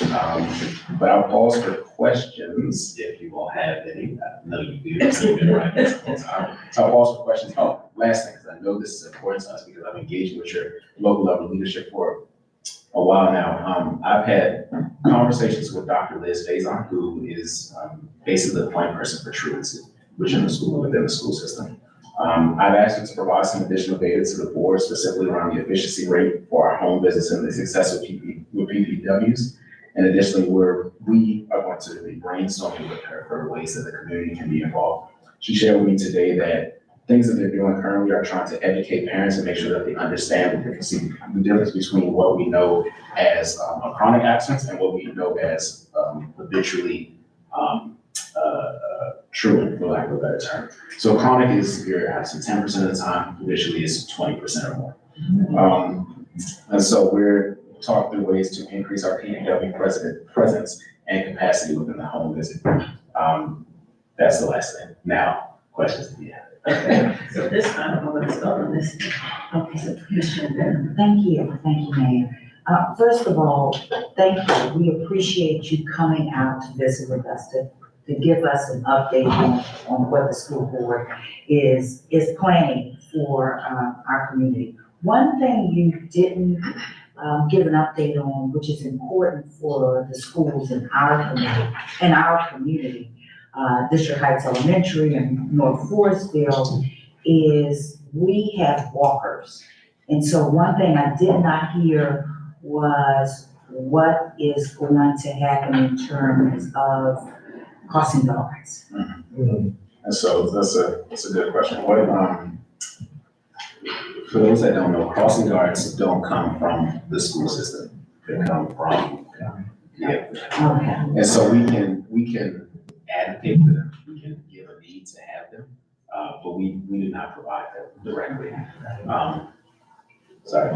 Madam Mayor, may I interject? Sure, David. So for the benefit of the Board of Education members and the city commission, we have, the city has open dialogue with District Heights Elementary specifically about ways that the city can support the school that's within our municipal boundaries. One of the areas that the elementary school identified for us was crossing guards.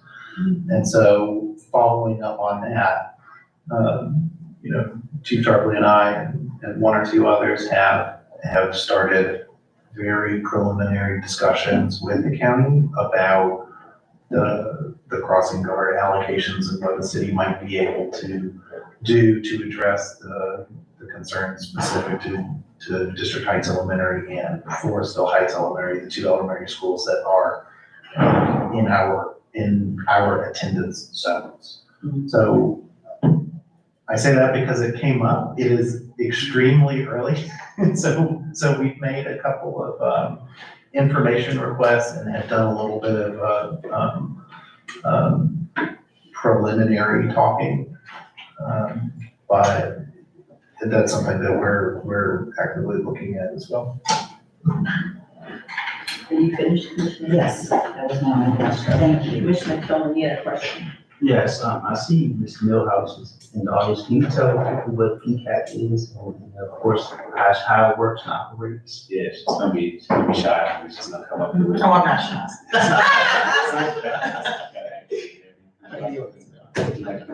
So Ms. Millhouse here, Dolores Millhouse, is the chair of our Parent Community Advisory Council for the Board's Advisory Council to the Board of Education. We've been working together for, I believe it's almost been a year. Yeah, so we've been working together, to engage with the community at a different level than we had previously. I'll give her some space to. It's a license pad, it's a license pad. Thank you. You want me to go out there? No, I just. I'm gonna let you introduce. You have a budget, I don't. So the question was, what is PCAP? It's Parent and Community Advisory Council. And based on the Education Annotated Law 4112, the school district is required to have an advisory group. And so we have 15 members, 9 of the districts are represented by a parent who has a student, or supposed to have a student in the schoolhouse.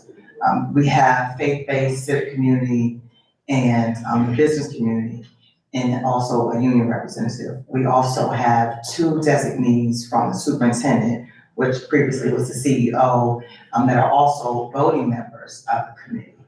And we are an advisory group. That is our role, that is our function. And so we are, and I'm just gonna be very transparent, finally, having meetings with the superintendent and leadership, with the board, to have these discussions on how do you utilize this group, right? What are we here for? I have been doing advocacy for over 11 years. I have 2 students, children in the school system. I graduated from Largo High School. My mother lives down the street in Forestville. And so I grew up in this community. So what I do know is I know how it used to work. I know what it used to be like when I grew up here, and I know what's happening now. There's a disconnect. And as I tell Dr. Harris all the time, when he said, "Oh, I need you to talk to this person," no, that's your job. That's what you do. That's what you got elected to do. But I'm here to support you and advise you on how do we work to better engage with the community. I don't want people, one of the things that we're pushing for is to make sure that people know that we're here. Because the role as the chair is really to make sure that the other 14 members' voices are elevated and that we are making sure that the districts that we represent, voices are elevated. So when Dr. Harris says, "Can you come to a meeting at 7:30?" It's past my bedtime, but sure I can come out. because what's important to me is what I'm doing is I'm creating a pathway for my children. So when they walk across that stage, they get that diploma, no one can question the education that they receive from Prince George's County Public School System, because I know what the curriculum has to offer. And so what do? We're ambassadors, truly. We continue to highlight the great things that are happening, and we whip them into shape when they're not doing the right things. So that's it, that's all I have.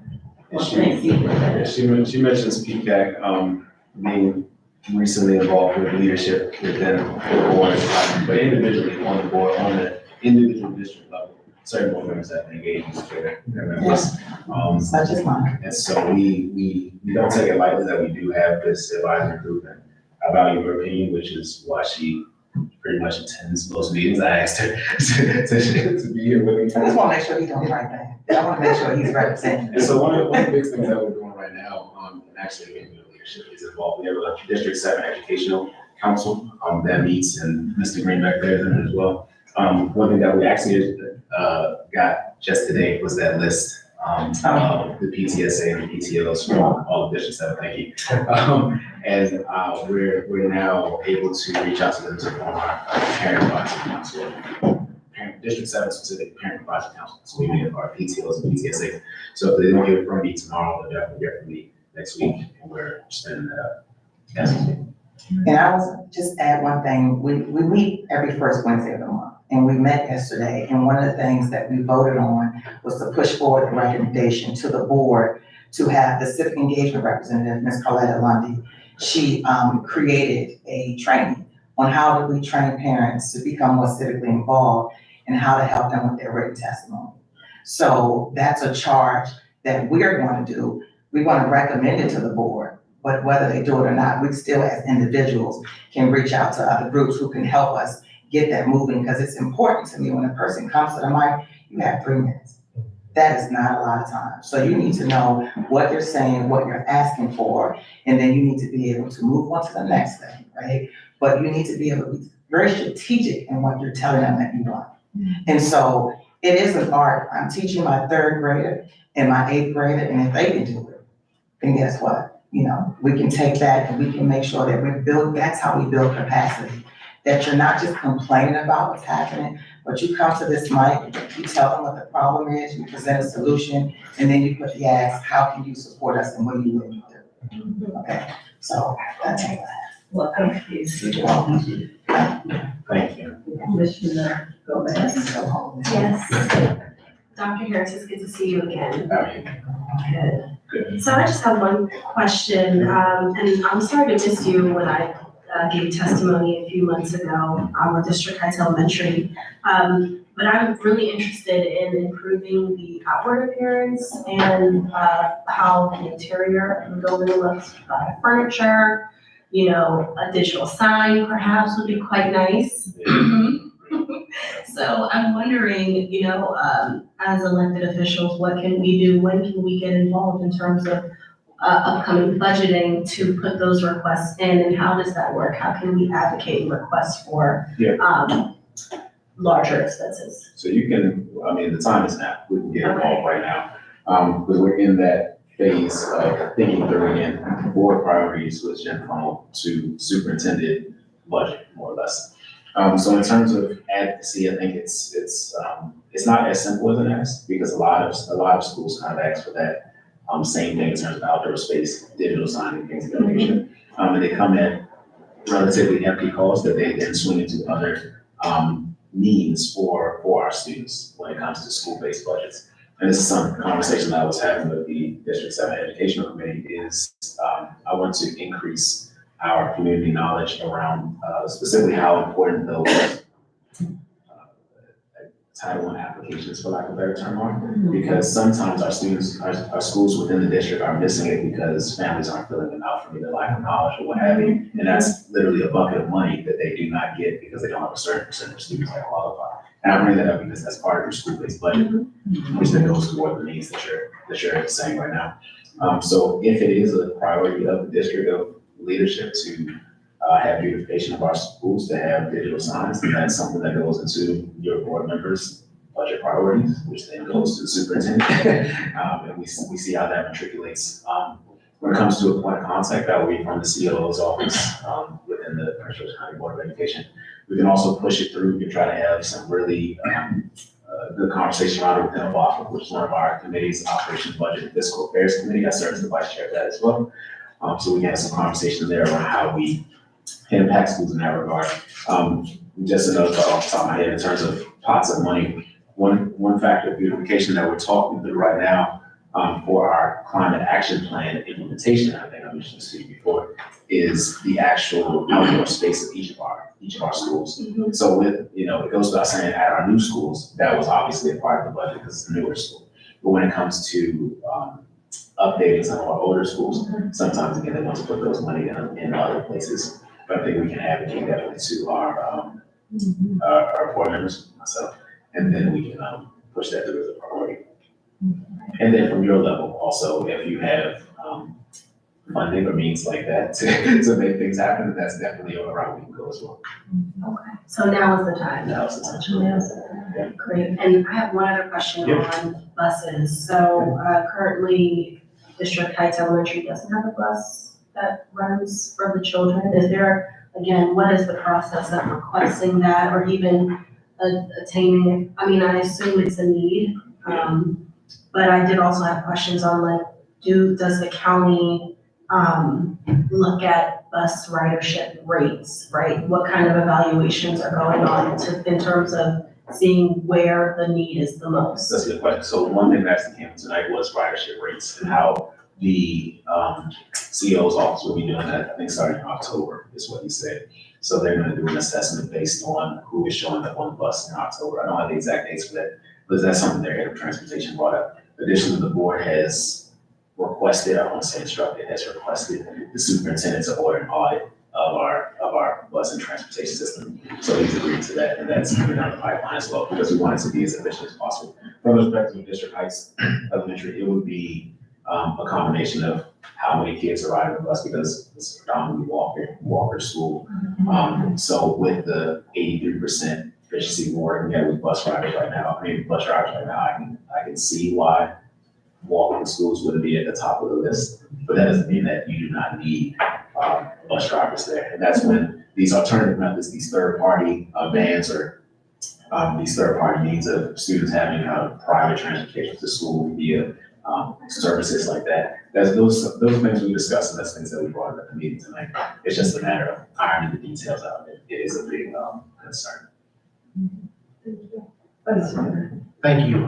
Thank you, Dr. Harris, for being here. It's always good to see you. Good to see you. I am very hopeful with the new leadership at District Heights Elementary and with you and Ms. Millhouse being supportive. My question kind of piggybacks off of Commissioner Gomez. It can be viewed as beautification, but it's like 90 degrees out today. And my concern is we are moving forward. The city is really on a streak about sustainability. And I know you all are working on your climate action plan, but it's a missed opportunity.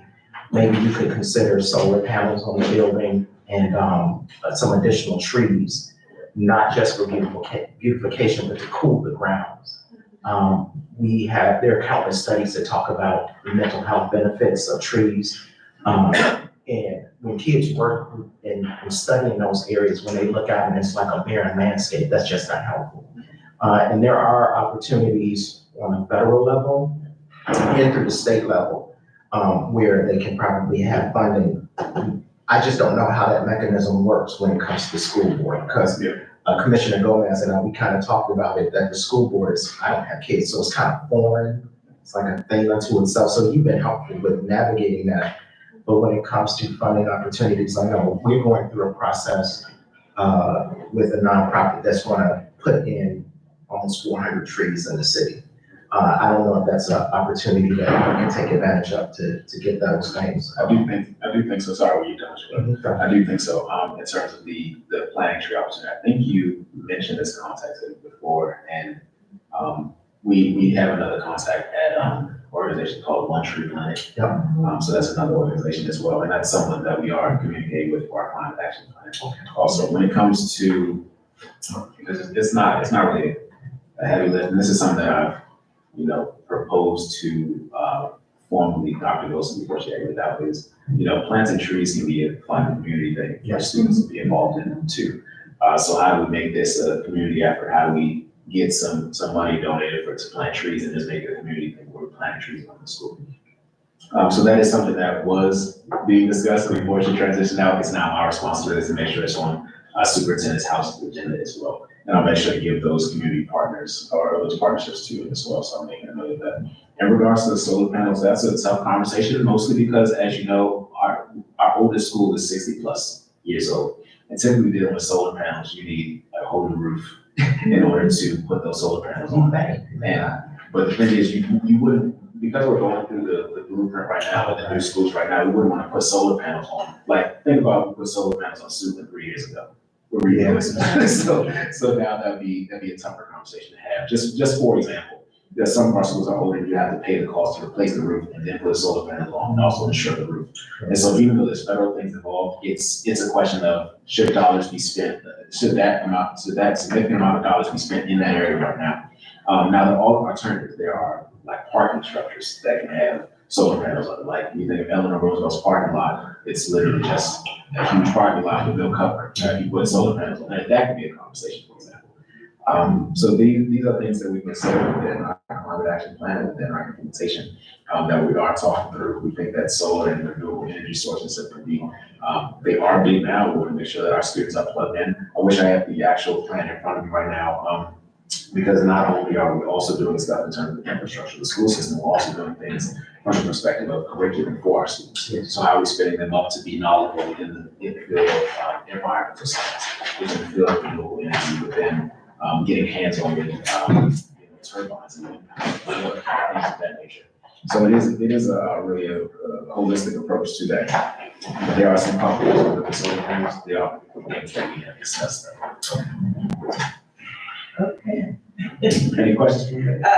Yeah, I do have some questions. So how are the students coming along with their vaccinations? Is that an issue? Have you heard anything? The answer to that, let me see. There might have been. You mean just in terms of vaccination, right? Yeah, they're required vaccination. No,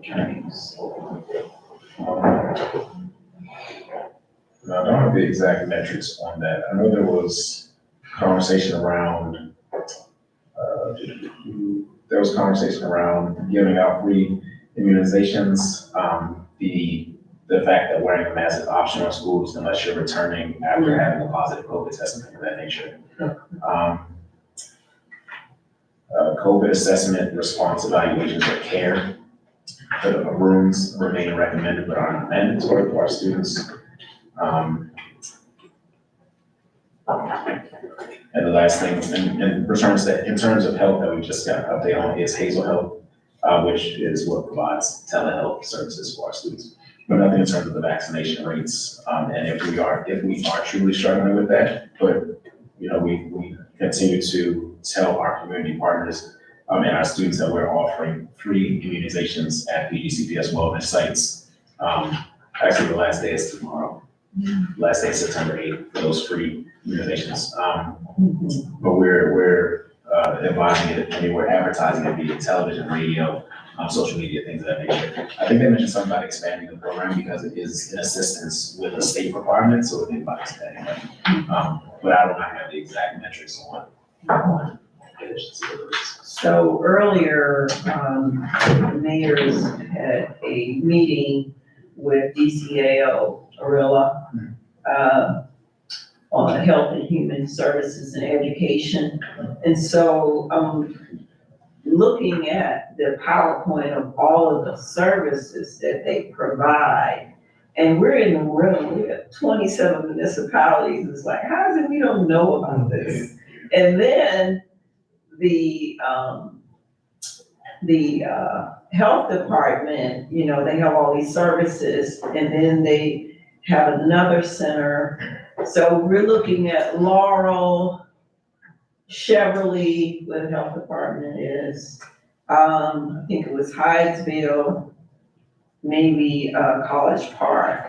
So my question is, you have nothing on this side of Prince George's County for parents and students to seek help if it's available.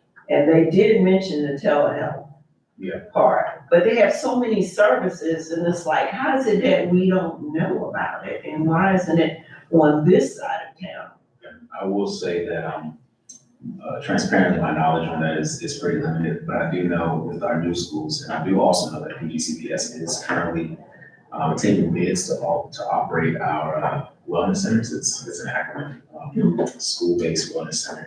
It's something along those lines, but they're taking bids to operate our school-based wellness centers, which are basically, sites that people to get those services. The pilots, I actually have it written down somewhere. The pilots will begin at Bladensburg, Fairmount Heights, Northwestern, and Oxon Hill High Schools. And then we're planning on expanding it to 10 additional schools within the next year. But as you know, that's a bidding process to get someone to come and actually operate those. The fun fact about our new schools is that each of them is outfitted with a wellness center that is not operated specifically by PGCPS, but is operated through that bidding process. So each of our new facilities has a wellness center that you can come into, do what you need to do and exit out. There's a door to the school there, but you can't get to it from the wellness center. You can only come from the school to the wellness center, if that makes sense. But you can't go back into the school for security purposes. So students can use it, but then you can't exit it. You can't use it. So that's some of the conversations we have around health. I'd be interested to, kind of pick your brain a bit about what you did here at the. Yeah, I'm waiting for the PowerPoint, and just so much information. Yeah, please share with me, because I think there might be some crossover there. It might just be some notes that I don't have, but I can expand my knowledge in those areas. And also I was thinking, in order to get the parents more involved and having them fill out applications, maybe we should host a school resource day for parents to come in to the gym and be able to fill out information, ask questions. I think that's a good idea. I think some of my colleagues will resonate with that. I want to give you greetings from my board member Ralph, who couldn't join us tonight. She's still in the meeting. We all couldn't head out because of that. She does say she's apologetic that she missed it. And she'll be with me at the next one. But I do think that a lot of my colleagues would resonate with something like that. And we can work to make it happen. I'll take a note of that too. Yeah, because I think sometimes, just like sitting in a meeting, it was just like, where did all this information come from? And so I think if we really want to get the parents engaged and have them understand the importance of education and being a part of a grant opportunity or some type of source funding, that maybe we need to just bring them together, provide dinner or something, just so, they can really start thinking about how they can move forward together. Let's give it to know how's not great. We can get some subject matter experts to help us with those Title I applications. Yeah. Yes, that's a good idea. So we have more questions, but we're gonna let you go. Feel free to email me any questions. Sure. I'll respond electronically. It's probably easier to say with constituents, but really email me or text me. Yeah, and then we'll work with Mr. Taylor in recreation on what would be we put some dates together to see, what would work and bring the experts together. Sounds good. Thank you so much for that. Great information.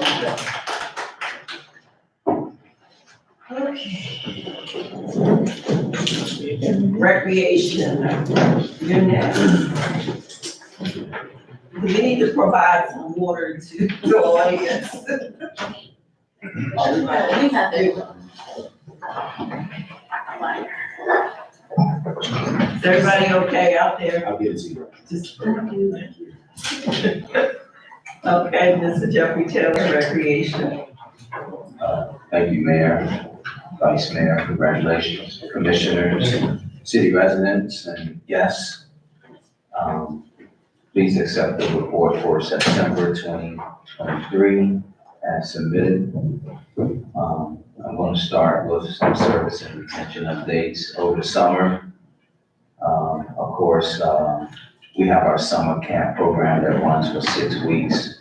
And we limit access for safety of the kids during the day. But we still ended up with 366 opportunities in July and 697. Of course, as we get closer to September, the numbers start to go up again as people return over the summer break and classes resume. And then going into our parks and services use, our Boys and Girls Club have football practices on Monday, Wednesdays, and Fridays between 6 and 8 p.m. Soccer, that's an open activity, and it's on the field between 5 and 8 p.m. We are currently talking to a couple of the people out there as potential coaches as we move forward with a soccer program. And then also, we are coming up on, just scrolling through my paper. Parks and recreation field activities. We have a lot of our fall programs coming up, everything from kickball, dodgeball, and field play, especially since the new playgrounds are coming online. I'll talk about that further in the report.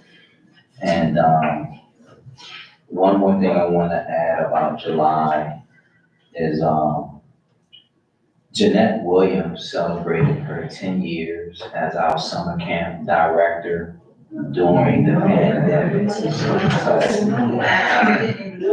she announced that we've been closed, so since she announced it this year, I was like, how did I miss 10 years? And then I realized it happened while we were going through all of the changes. So I'm gonna work with Nike and Star about maybe adding something to the employee program that we're having later this month. Just for like a couple of minutes. Staff appreciation, thank you. Moving to August, we had several opportunities to engage the community through city events and community events. So started out with National Night Out, which was excellent this year. We had a back to school event at District Heights Elementary. We had our fun day. We worked with Food for Thought, which always brings some delicious food, some delicious treats, and some healthy options. We also had an opportunity to participate in the First Baptist of District Heights Sneaker Fest, a great back to school block party. And we also gave away some items at Forestville Community Center. They had a book bag giveaway. I want to thank Chief Tarpon Police Department for inviting us to that opportunity. And then we ended the month of August with the first day of school at District Heights Elementary. Project management. As you see, we have a number of things going on, and they're all are moving us from good to great. As I shared this morning, I'm so excited because we have completed the dividers in the gym. This gives our, especially during this time where we're having construction going on, we can split the gym up in a multitude of ways. We have several options, several different setups. And it also enhances our movie theater experience. And it also enhances our drama theater experience where we have plays, because it actually creates a sense of being inside of the theater. You actually forget that you're visiting a gym during that time. So we had a few successful trial runs during the summer where we had movies and we had a couple of events surrounding the Juneteenth, a couple of plays. Municipal playgrounds install is getting ready to start between September 18th and September 25th. We had our pre-construction meeting with playground specialists, and Everything is tracking towards having that project completed by the end of the first week of October, by October 6th. Workforce Development Center, as Mr. Street shared with us earlier, the equipment is in, and we're just awaiting install. That's gonna be a great opportunity for the city. Membership software, we have several recreation staff trainings. The software is going to take the department to another level. We'll be able to track, we'll be able to communicate, we'll be able to offer special programs and services, as well as communicate on a deeper level with not only our residents, but also guests who visit our location here. The fitness room, the reconfiguration, I want to thank the new staff. I did not lift a thing. The new staff came in and changed the fitness room. I encourage everyone to take a look. As you see, if I went back just for a quick second, the fitness room visits have increased a lot. And we're getting ready to make that part of our Parks and Recreation membership. And we're looking to do a pre-membership campaign in October, inviting people to come out, take tours.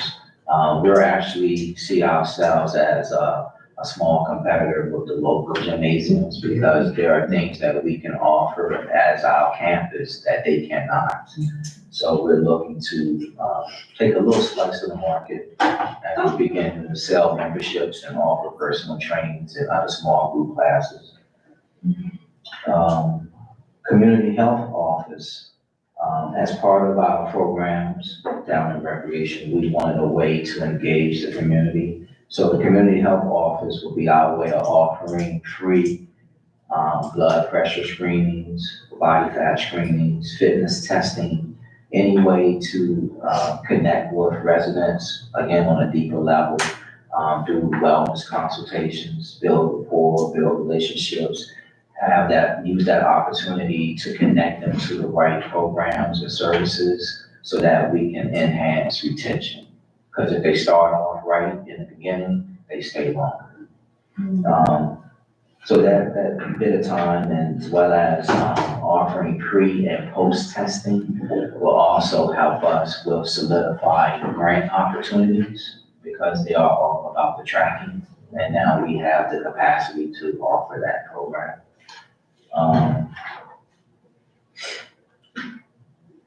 The new open gym equipment, Teresa and the staff have been purchasing pool tables, ping pong tables, giant Connect Four, giant tic-tac-toe, cornhole, and everything is portable because, of course, that's our multiple use space.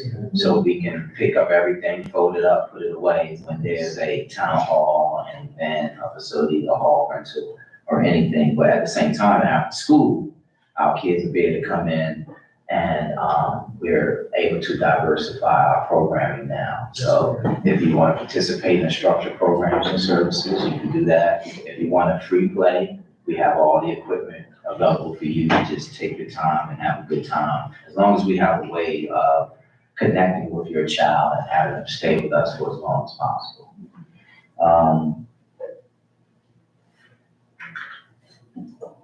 New Parks and Recreation and Culture staff, I want to thank Mr. Street. I want to thank Nikki Poncho and everyone with all of the help, all of the assistance with getting some excellent staff on board. It's been a delight training them, looking at their strengths, looking at their weaknesses, and offering all of the years of experience and helping them settle in, acclimate, and they are hitting the ground running.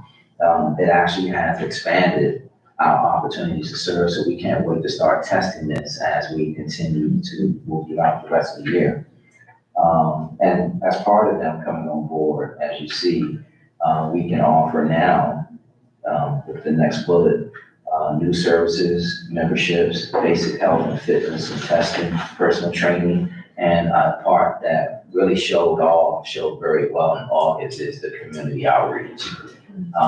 Everywhere we had a table, we had a lot of people at our table. So, once we start to add some of the free pieces branded in our logos and things of that nature, I think that's gonna be a great opportunity.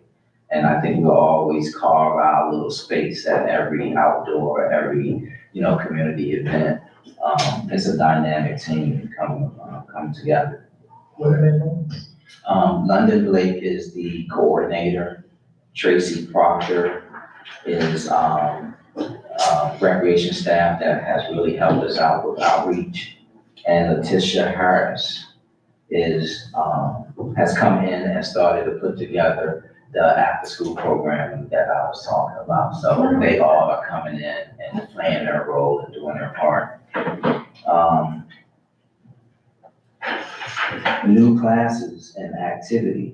So thanks to the group, we're now able to start offering stretching, boxing, cardio boxing, softball, movie nights, karaoke. And those are just some of the programs and services that we'll use the gymnasium for as the rooms open up.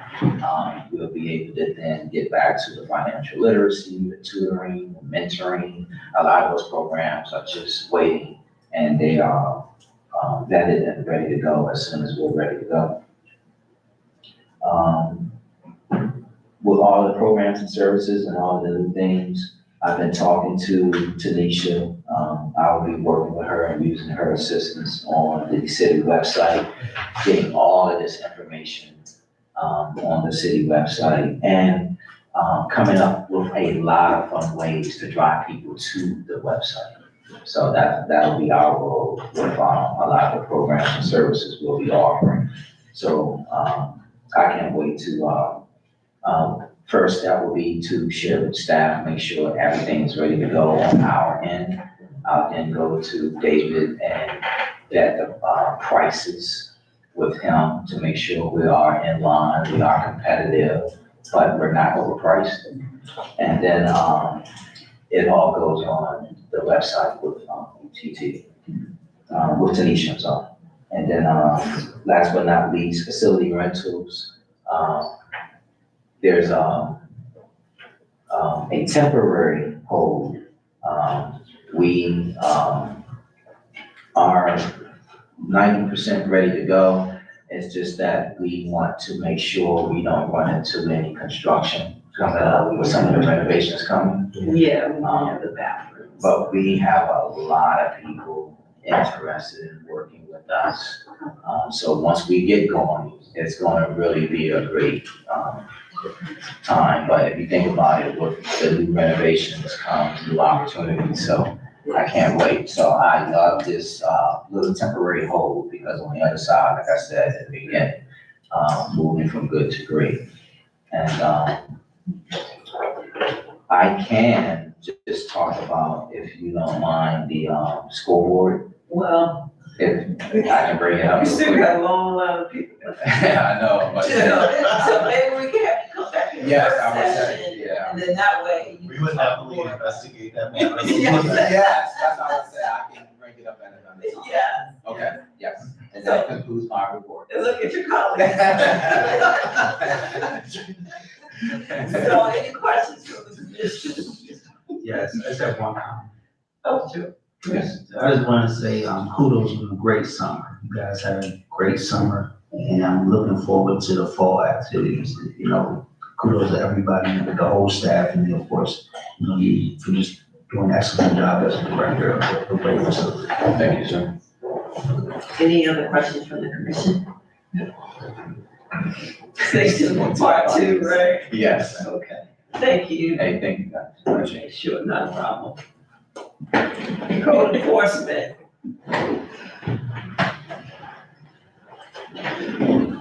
Michelle Watkins, Miss Michelle. Good evening, Mayor, Vice Mayor, Commissioners, and residents of this. Please accept my report for July and August 2023 as submitted. I will briefly go over both reports at the same time. Okay, for section 413, which is abandoned motor vehicles on private property. There were no posted in July, but we posted one in August and it was removed by the owner. For section 402, which is violation of housing codes, for things such as sanitation, open storage, littering, and others. For July, there was 15 notices posted in private homes. There were 12 posted in August. For July, there were 2 notices mailed, 15 for August. Those notices were for violations that were not pleaded when the warning notice was out. So we mailed them their final notices so that before they end up having to go to court. Okay? There were notices of violations that were not cleared. Notices that were posted were 7 for stop work orders for individuals that did work without a permit. For August, there were 10. There were 10 building permits for August and 10 building permits 10 for July and 10 for August. Now, one of the reasons we have a lower, numbers for July and August for 402s is because the commissioner was always asking for a different, look for code enforcement for the warning notice that said warning notice, so we developed, a door knocker that said friendly reminders, so we put that on first. I'll bring that up at the next meeting. So it's a door knocker that goes on, so we're working with that. We have little issues with it because some things that were on it should not have been, so we're playing with what should be on there. And so we posted some, so that's why we have lesser numbers. I like that. We put more in the, friendly reminders on first and give them some time. The, code officers talk to them. If that doesn't work, then yes, they're warning notices and then we'll move on. So we're working with that, I like that. So it's friendly reminders. For mandatory inspections, we are still processing those and working through them, giving residents time, but it comes time sometimes that we do have to still move on to inspections. Our revenue for July is $2,476.29. And for August, it is $1,609.25. Some highlights and reminders. The code staff participated in National Night Out by manning the police tables. It was a really great time. To picture. We also participated in the Police Community Day, also the Food for Thought that Mr. Taylor mentioned, and the first day of school when the code officers, they helped direct traffic. Okay, the majority of the notice posted for August, and I concentrate on this, was stop work orders, and those were the individuals that did work without permit. And again, we posted 10, all individuals came in and got their permits, so that was good. All the complaints that were received were checked, and for those that were validated, the notice was placed on their notice. Okay, and just to notify residents, if you do get a warning notice or a friendly reminder, if you have any issues, give us a call. We will work with you if you need an extension. Now, for friendly reminders, there is no extensions because it's a friendly reminder. But once you get our warning notice, you have to abide by it because there's a time limit on that one. And if you do get that and you have issues with it, then you give us a call and we'll try and help you and course of extension. So when you do the friendly reminder, do you all take pictures that you? Pictures are taken of everything. Pictures are taken of everything. Okay, good, because once I didn't get that friendly reminder. No, this is, friendly reminders are for certain things. If you have a stop work order, that's not a friendly. No. If you have a safety hazard, that is not a friendly reminder. Friendly reminders are for like, 402, sanitation, stuff like cut grass. So, and especially like sometimes the owners may not be on vacation, they may not live there. So that's when the friendly reminders come in. And those ones, if it does, when we still use on time limit. for that. So when that time limit is up, then if they don't, then you have to get a warning notice, and that definitely is a time limit on it, because it's written that it has also have to fine, which is the issue, so. And I believe that is my report submitted. Any questions? Commissioner? I just have to. And I don't know if this is a police question or code enforcement. I do recall you saying that cars on the street is police. So I've been getting some complaints, and I've been also noticing, I ride around, and I notice there's a lot of cars, maybe a handful of vehicles on the street with covers over them. And I know they don't move, because when I get off work, I ride through, it's still there. So maybe you can address that, Sergeant Martin, when you come up. My other question is code enforcement issue around the abandoned housing. I know I sent the template of some new ordinance around abandoned properties, businesses and residential. That's what Are you all still taking a look at that, or? we're working on that one. Great, okay. Yeah, I'll have an update for, thank you, Ms. Mayor. I'll have an update for the commission in the not distant future. We're working on it. That's great, okay. All right, thank you so much. Is that it for Michelle Watkins? Oh, I'm sorry, before you go, this is from a resident. One other thing, so if a resident suspects that there is a rental property, and it's being occupied by multiple families, I know we have an ordinance on the book that talks about who should live in a rental property. Would they just have to send you a? Yeah, send us an email. Okay, thank you. Or they can just come down and just notify us, and the website is going up as well, so, Okay, they can also put that in, and we'll have a QR code for that soon. great, thank you so much. Thank you. Police Department, is that you, Sergeant Martin? Yes, ma'am. Okay, Lieutenant Emerson is next. Okay. Good evening. Good evening. And residents. Please accept my report. As it is submitted. You gotta bear with me, this is my first time doing this. I'm gonna do July and August. Oh, at the same time? Yes. Okay. That's fine.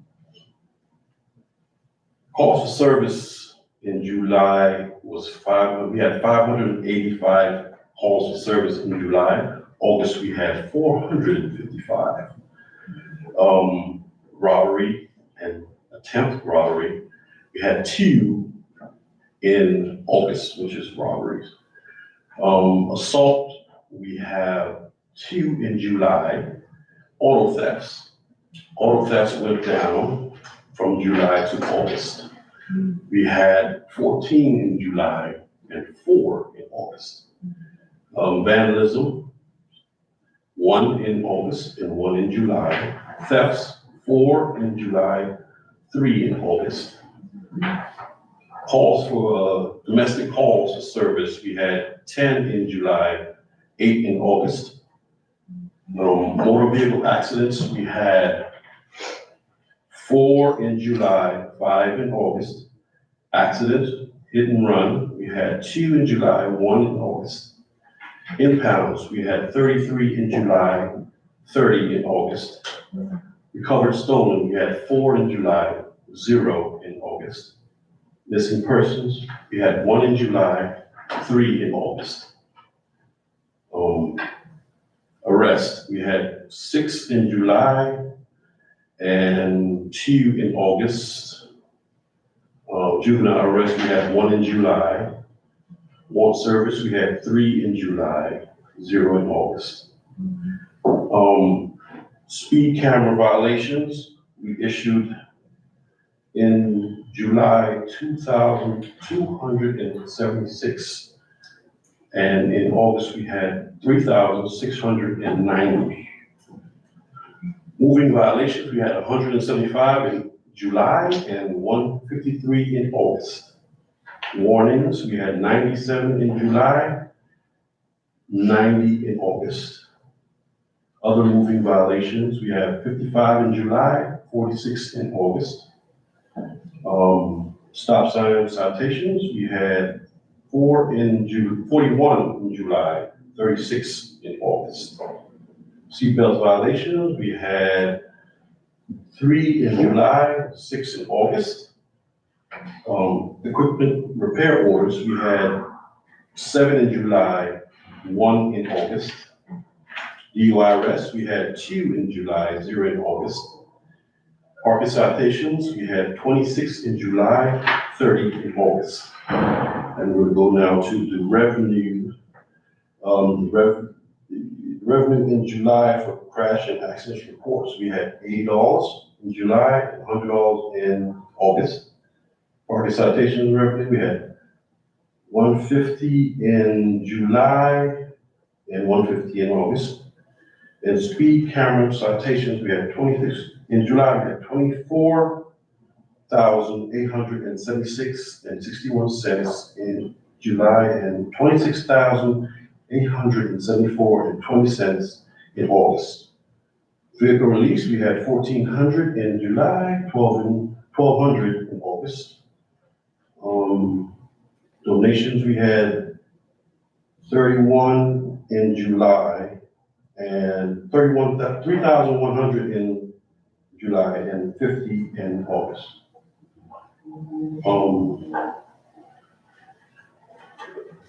Yes, that should be it. I'm gonna, Total amount.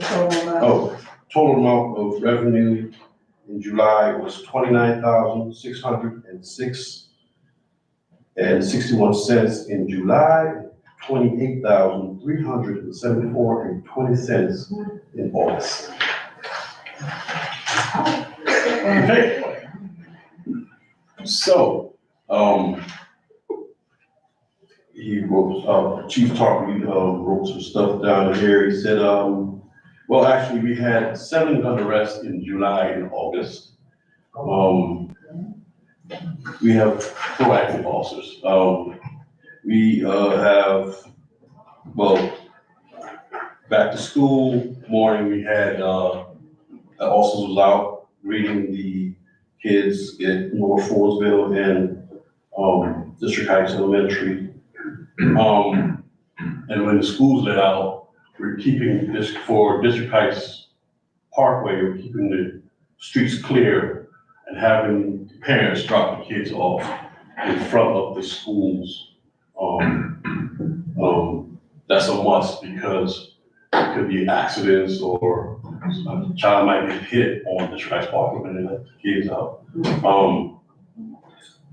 That should be it. That should be it. Any questions for Sergeant Martin? I have one. Okay. Thank you.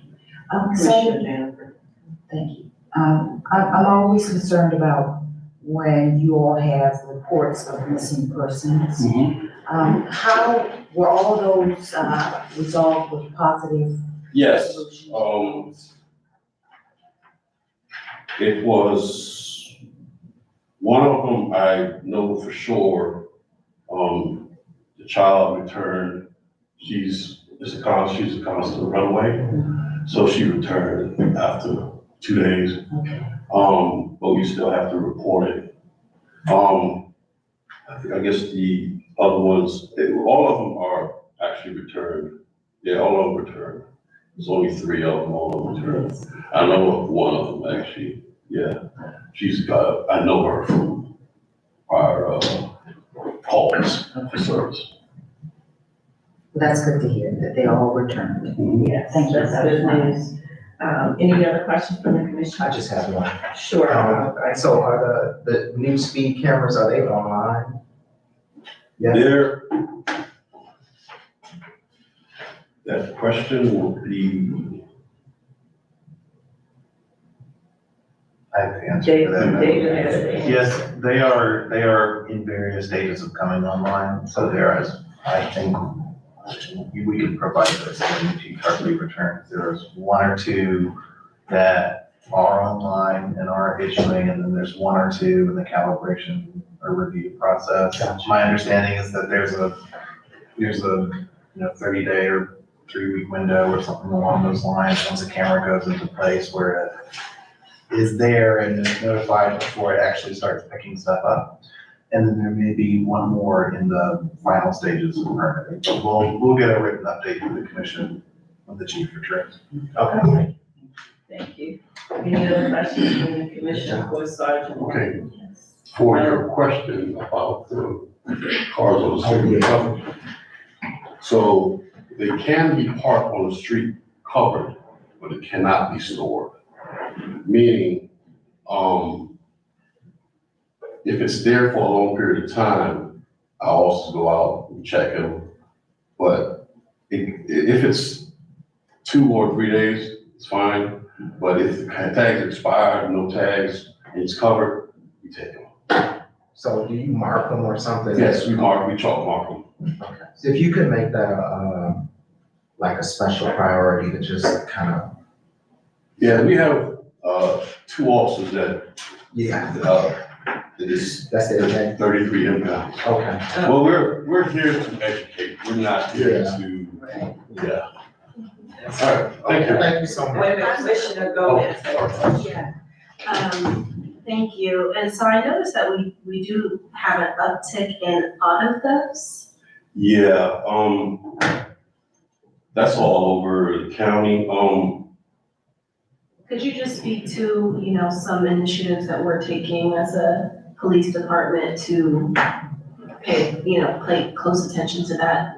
So we have, in our cars, we have the cameras, car cameras. They pick up stolen vehicles, felony vehicles, and also are actually patrolling. They're up the patrols in certain areas where this actually is being done, as far as the business areas. And we educate people as far as to don't leave your car running in the store, or be aware of your surroundings. Okay, thank you. And then just one other question, or really a comment. So I was made aware of some information that was floating around about a shooting that was alleged to take place at Ideal Child Care Center on District Heights Parkway. And I just wanted you to clarify that that was in fact not a non-contact shooting, so no one was injured or hurt in that incident, but can you just speak to that? Yes, that was non-contact shooting. It wasn't even vandalism that was done in the shooting. It was adjacent to daycare, but I guess we checked it out, no one was hurt, and that was it. No one was hurt at the daycare. It's just policy and procedures what we have to do as far as to mark off the area. It's just procedures we have to do. Right. And I guess someone drove past and saw that. And there was a rumor circulated Yeah. due to that. And, I did want to just speak to that for a second. Yes, ma'am. Because, our community constantly gets, marked as violent.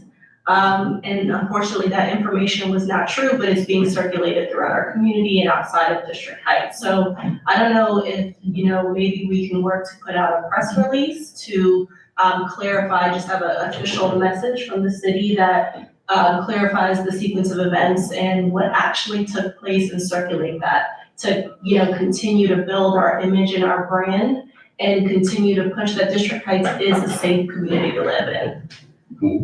Yeah, I'll let talk to know that. Okay. Thank you, Sergeant. Thank you. May I ask a question, Mayor? Sure. So if I'm understanding what I just heard, there's general consensus on the commission that when we have a significant community event, but law enforcement related, you want the city to publish a press release to the extent that we can, outlining the incident. I would say, I don't know if we want to do it for every single incident that we have, but a significant incident. I would say a significant, so Yes. my understanding is that this was two cars shooting at each other.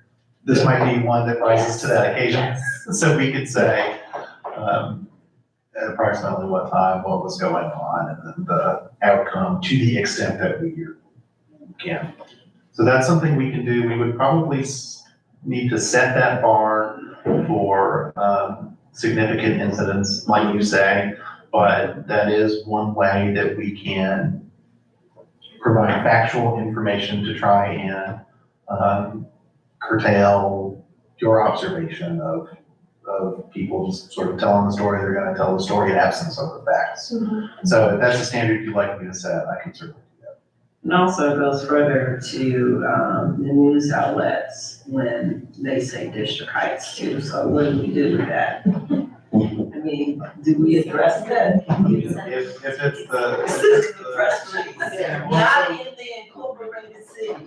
So if it's something that you want me to do, we can contact the outlets to correct them. That's something that's commonly done, just sort of in the government space. And so when we come across it, we can certainly go to our growing list of press contacts and say, excuse me, what you really meant to type was unincorporated District Heights or unincorporated, whatever the place designation is.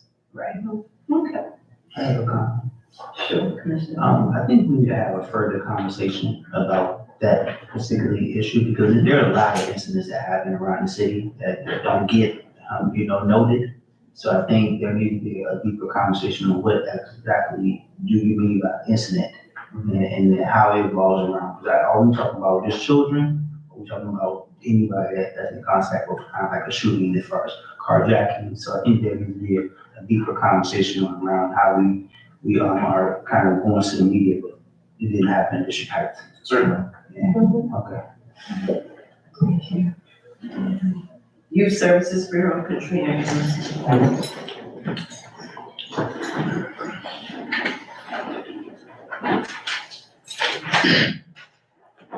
Good evening, Mayor, Vice Mayor, Commissioners, residents, staff. Please accept my report as submitted. I plan not to be before you long. I will be discussing July and August. I will just do a few highlights. In July, our biggest event is the week-long Kindness Matters. We usually do it during spring break, but because of scheduling with families and taking vacations during spring break, we decided to do it in July, and we're gonna continue that, so it'll be running twice a year instead of once a year. It's a week-long workshop and alternative anger management for youth ages 10 to 16. And with us doing psychoeducation, they're learning tools and techniques to be able to manage their anger better, and then they do the hour deal. And so they're with us from the hours of 10 to 3 during that time. In August, we attended a lot of community events. So August 1st, of course, National Night Out. And then on the 10th, we did District Heights Elementary School's block party. And then on August 20th, we hosted an information table at the In-Style Back to School event. And then also on the 26th, we hosted an information table and conducted a presentation of the agency services during a workshop with the Together We Can event in partnership with the District Heights Police Department. One of the biggest highlights for us in the month of August is that we hired a part-time clinician. Her name is Tannery Atik. She is a former intern of College Park's Youth Service Bureau. So she comes highly recommended, and she's a great asset to the YSB in her ability to allow us to expand and open up the waiting list so that we are able to see more clients. She is also a component that we are planning with District Heights Elementary, providing that support of having a clinician, an extra clinician, extra support inside of the schools.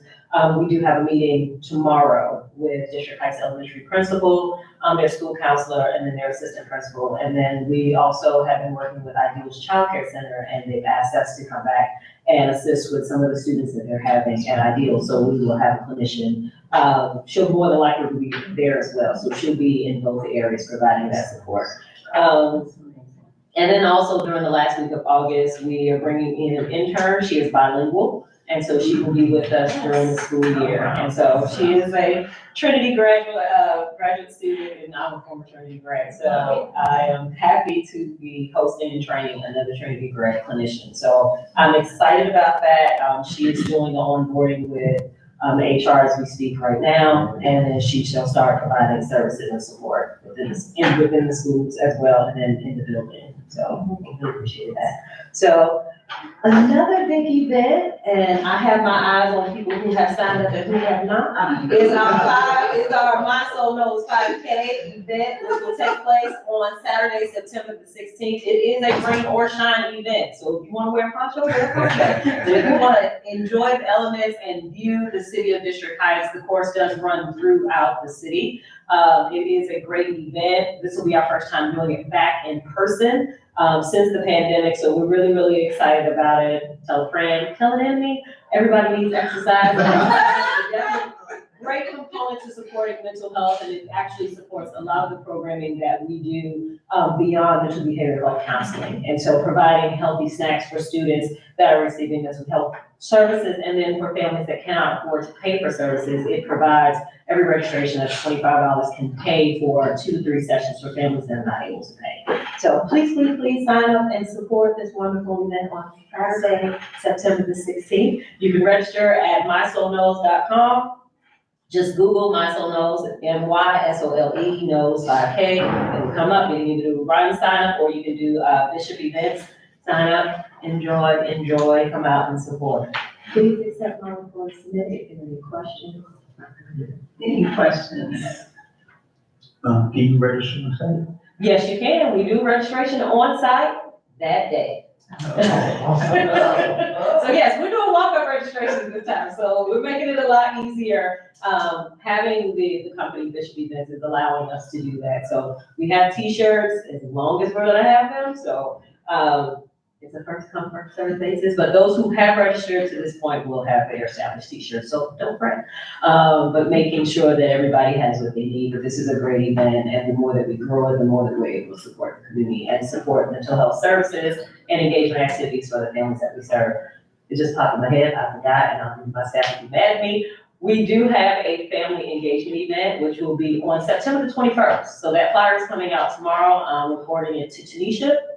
And that's to support the family, the parent support group. And so a way to get parents involved is that we're gonna do a family engagement activity. So it's gonna be jewelry making. And so getting the families involved, so. Yeah, so we're trying to do something a little bit different. We were doing it quarterly, but we're trying to alternate the parent support meetings and then also finding ways to engage. So every other month, every other meeting, there will be a family engagement activity to help build those communities and those relationships between the parents and the children, and then also getting the resources that they need.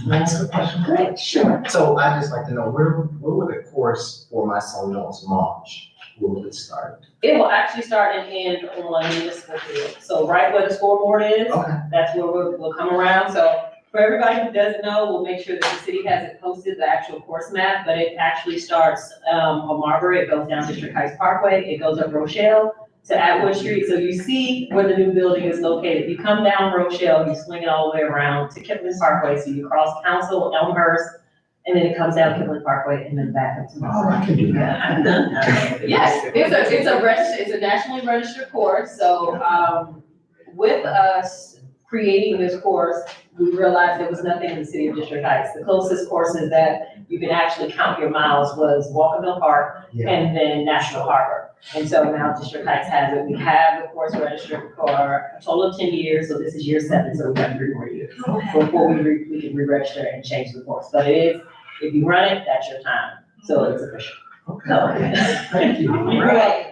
Any other questions? Yeah, really quick. Yes, sir. What about the gardening program? Are you still doing that, or? Yes, the Woodland Springs Garden Program, they are in control of it. We're here to support them. So the residents have taken it over, and we really, really support them. Any supplies that they need, we are there for them. And of course, the Woodland Springs Aftercare Group really takes care of the maintenance of the garden. So all of their seeds, all of their packets, all of their supplies, we provide for them. But it's usually Miss Tiffany and the residents of Woodland Springs that actually take care of that garden. And it's growing. They're very proud of the things that they grow, and I tell them, oh, you grow, you keep. I was wondering, I was like, okay, you guys kind of gave it to them. Oh, yeah, it's for them, and it's been, a great partnership with Woodland Springs and them allowing us to build those planter beds for the community, for them to grow their own food, so. I definitely enjoyed the fruit.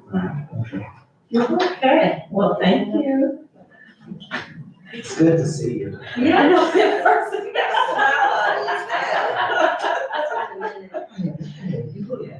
Yeah. I'm trying, y'all, I'm trying. But thank you so much. Okay, so do you wanna, David, do you wanna mention the, mental health meet and greet, or do you wanna? Your discretion. Well, Your discretion. So, yeah, I think we should, because the invitations have already gone out, so. Katrina, could you come back up?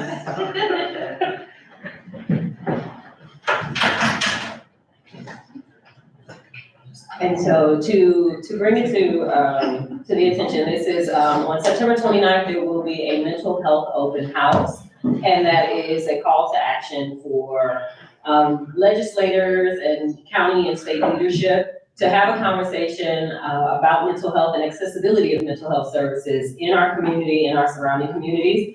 It started off with Mayor Miller going to the White House to talk about accessibility for Medicaid for mental health services. And from that conversation, we wanted to have an open house to talk about what the YSB does, what the YSB has done, and how we've been implemented in the community. And the great thing about the City of District Heights is that we do also have senior services that will be implemented with Dr. Polk. And having what we want to call is mental health across the lifespan.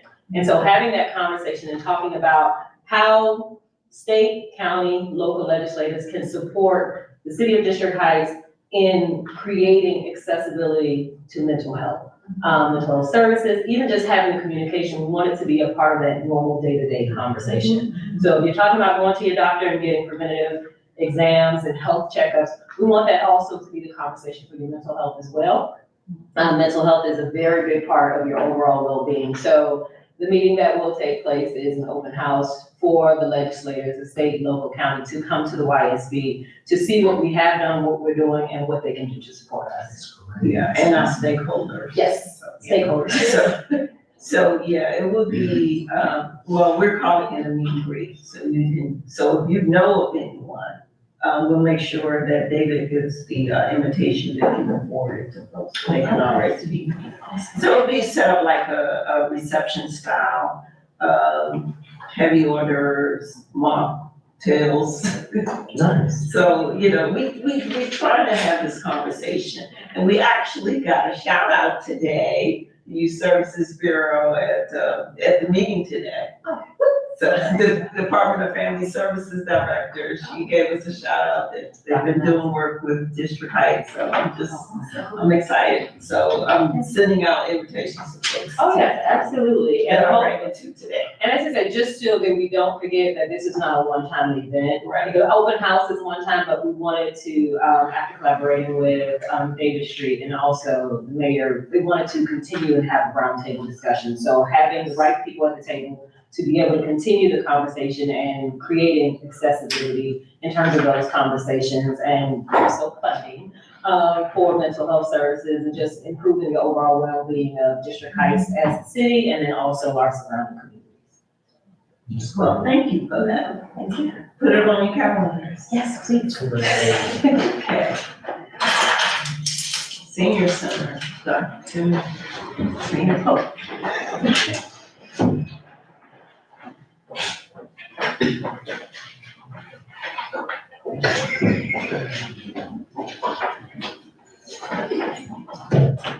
Okay. Good evening, Mayor, Commissioners, residents, and colleagues. July and August were months of assessment and program development for our senior service department. We are strategically planning to establish an evidence-based infrastructure that focuses on supportive services, active aging program, programming, resource development, and the co-creation of a sustainable community ecosystem as a village that will increase residents of District Heights and surrounding cities' ability to grow, thrive, and age in place. So accordingly, my short report will demonstrate the progress and strategies in preparation for the opening for the senior center and the service programming. What we have talked about, David and I, the city manager, is that our ecosystem was just initially just unilaterally focused on just the center. As we see incrementally, as I'm in the community more, we have more service calls. So we have to look at it from a bifurcated model, and we have to look at senior center and service provision. So some of that will come out of this report, but a couple announcements. Tomorrow is our paid sip that we partnered with Woodland Springs for Grandparents' Day celebration. Hopefully you guys will come out at 11:30. We also will have a senior center meeting next Thursday, the 14th at 11 a.m. We're talking about a soft opening, tentatively scheduled for October 17th. We also will start recruitment for senior center staff, and that will begin around September 25th with a hopeful start date of either the latter part of October or the beginning of November. And the soft opening is scheduled for October 17th. And it's tentatively scheduled, it's all contingent upon building. But what we want to do is have 2 segments of time, one at noon where we can get individuals that are at home to be able to come out and talk about the community assessment. By then I will have the formal finalized report. And I will be going through that. It'll be a resident-led activity in terms of a community conversation. We will talk about programming. Those results should yield alignment for programs. And we will have these independent conversations at both those times over the 17th, hopefully. And then we'll also, this is kind of a little early, but we're doing a caregivers panel discussion for National Family Caregivers Month. And I'm so excited because we're partnering with Prince George's County Aging and Disability Services and the city of Greenbelt and some other municipalities that want to participate. And the goal of these conversations is to be more of a respite source where we're showing caregivers new techniques and talking about their needs and being able to align them with services and be able to give them 2 hours of respite. This will be a hybrid event because what we know as caregivers, we always can't take off. We're in the midst of caregiving. So we will make sure that this is also streamed during that time of day. And if it's even if it's a home health aide, that they could be able to take an opportunity to be able to view it later on that day on YouTube. So those are the things in terms of announcements. And now we'll talk about some task completion. So on August 15th, we finally completed our needs assessment around active aging, and we had 87 responders. We wanted 100, so I'm good with 87%. So that was exciting to have, but this is only the first batch. I'm going to do another batch. And what that's going to entail is some of our surrounding communities, because a part of this ecosystem, we're learning that this is the only place that will probably be a navigator in terms of information and referral to like the Capitol Heights and the Morningsides and all those. So my goal is to leverage them and their data so that we can go for bigger grants and we can use a hub and spoke model to be able to do some service provisions. So that, and then, so that's a little bit about the thought process around the ecosystem as we turn it into a senior service department, which will be aligned with sort of the common apparatus that happens in other senior services departments in the county and other, at the county level and even at the state level. And within that, we have 4 staff positions that will soon hopefully come online. And we're talking about our help with, well, I didn't help, I actually rewrote my job description to include senior services. David will review that. Assistant director, which will be more of a activity coordinator. and volunteer management. And we will have an admin person that will also be a concierge that will be at the front desk, and we'll have some evening program staff. And then we will have volunteers, hopefully from the city and abroad. That volunteer piece made me immediately go into one of the other task completions that I did this summer. I revamped the whole volunteer system. So what we now have is a position description. We have a volunteer interest form, which would be like an application. We have a liability waiver. We also have volunteer policy and procedures. We have data matrix and indicators for tasks, tracking and evaluations. So that's a whole packet. If you want it, I definitely will share it with you. That's one of the actual pieces that we completed. Also, I started amassing data around the feasibility study. I want to create an app for active aging, and that right now, as I'm focused on building out a prototype or a proof of concept, that's a better word for proof of concept, that would entail a calendar, a peer-to-peer networking opportunity for community. We want people to be able to connect, almost like a Twitter, be able to post pictures, things like that, have conversations.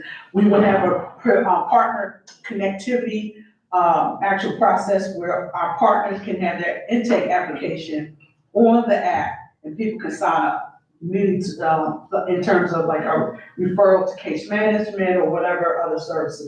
And we hope to also have a director of services that are relative to senior services and being in housing and what other elements that come out of this needs assessment.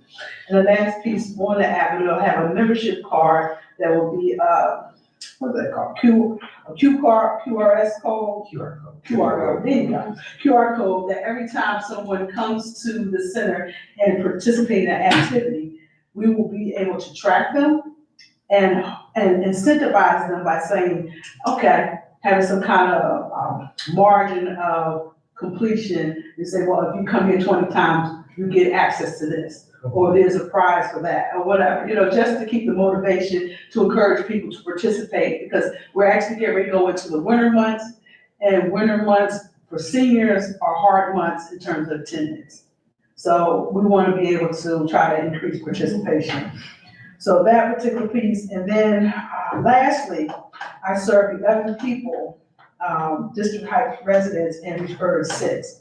So we started out in May 3, in June 6, and between July and August 11. So we're steadily increasing in terms of support services. So that tells you if there is a need. And once we have that analysis done from the needs assessment, it will pinpoint what those needs are. And then we'll be able to build programming. And the last couple pieces in terms of pending work that needs to be done, we're going to hire staff. We need to solidify our logistics for our community conversations. The first one will be tentatively set for the 17th. Like I said, I have to do the proof of concept for the active aging app. And then I'm going to actually surprise you and dazzle you with this new report template that I have that will explain all of the information that was analyzed from the needs assessment. And that is my report. Thank you so much. Okay, any questions from the commission? Sure, Commissioner Thorne. What reoccurring programs are you thinking of having once it's open? Like what type of operations or program are you prospecting? Okay, well, I'm so glad you asked that, because I'm not gonna have any programs. It's what the residents will tell me with their assessment, what the programs go into the actual building there. Because it is their responsibility to be participatory. So they have to say what they want. What we don't want is a situation where we have something and no one shows up, because I made it institutionalized when it should have been person-centered. So everything will be person-centered based on the needs assessment. Any other questions? I do have a question. So I was, a resident reached out, a senior, asking me to do some research. I found what they needed. But in my research, I found aging.maryland.gov. And it's a /senior centers. And we're not registered on that list. So all the senior centers in Maryland are listed, but we're not. So is that something that you'd be able to you I'm know. going to do that, but we can't because we're not open yet. Oh, so once. We have to be oh, active. Oh, yeah. That, so it's been wonderful being a part of the process for aging in place here in Berlin, because it's a small network, Yeah. but they ensure everybody's connected. So I'm in line for that. They actually gave me a whole punch out list. I don't know who I got so many lists. So they gave me a list as well of things that we have to complete to comply. That's great, okay, because it is very small, I think it was only like 11. It's probably, yeah, but those that really function, Yeah. it's probably less than that. All right, any other questions for Dr. Fuller? Okay, Yes, thank you for that great report, very, very good information to look forward to. okay, all right, thank you. Dr. Polk, I've been here so long, I've aged enough. Let me go get your application. I'm gonna get your application. Okay, treasurer's report, Mr. Rock, Bazilio. Our treasurer turned into a comedian. He's famous in there. Good evening. Aged enough, qualified. Oh, good evening, Mayor and Vice Mayor and Commissioners. Pleased to update you on the financial status of the city. It seems as though as the night went on, the numbers got better. But actually, it was always better. It was always a good position. As we reported in July, which was reported through May, we were saying that you were on track to end the year with about $5 million less than, spending less than you anticipated. And that's the situation as of today. And in addition to that, you have some reserves from the prior year. So it's a good position. The books are being audited. We spoke with the auditor recently. He's made contact with the previous auditor, which we weren't sure he existed or that person existed, but he made contact. We're still to see the results, but that's in process. And there are still some questions about what we will get from that previous auditor, especially items regarding such as fixed assets, the buildings, the furniture, and so on. There's a certain value in the books of about $9 million from the year before, but we need the details. So that's still being looked at. Other than that, the accounting system has been revamped with working collaboration with the city manager, and it's going to be an improved system the next time you see financial statements and budgets. And one of the good points I want to mention is that the budgeting process was done very well, apparently, because last year you were budgeted about a total of $4.78 million in taxes and so on. I mean, other than the grant monies and so on. That's the amount from taxes and county, state, and so on. And you actually collected just about 1,000 something more than that. Wow. It's very, very close. In addition to that, you budgeted $250,000 for the traffic safety program, we actually collected $251,000. So that's just some interesting things I noticed in the numbers. But all in all, pleased to report that we're on track. Thank you. Any questions from the commission? I don't want to age him. No. Thank you, Mr. Bazilio. Damon, you're it.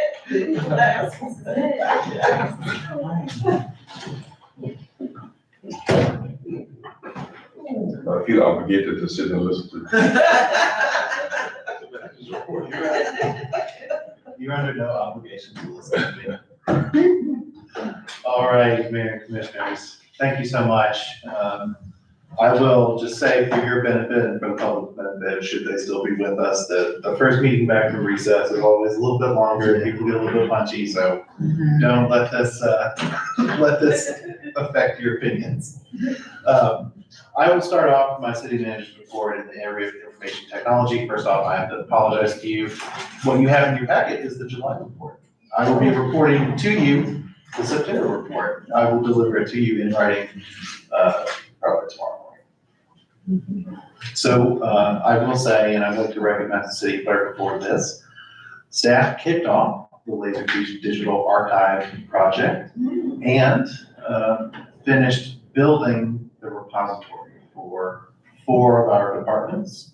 That would be the clerk's office / general government, our police files and records, our code enforcement files and records, as well as some space for the youth services.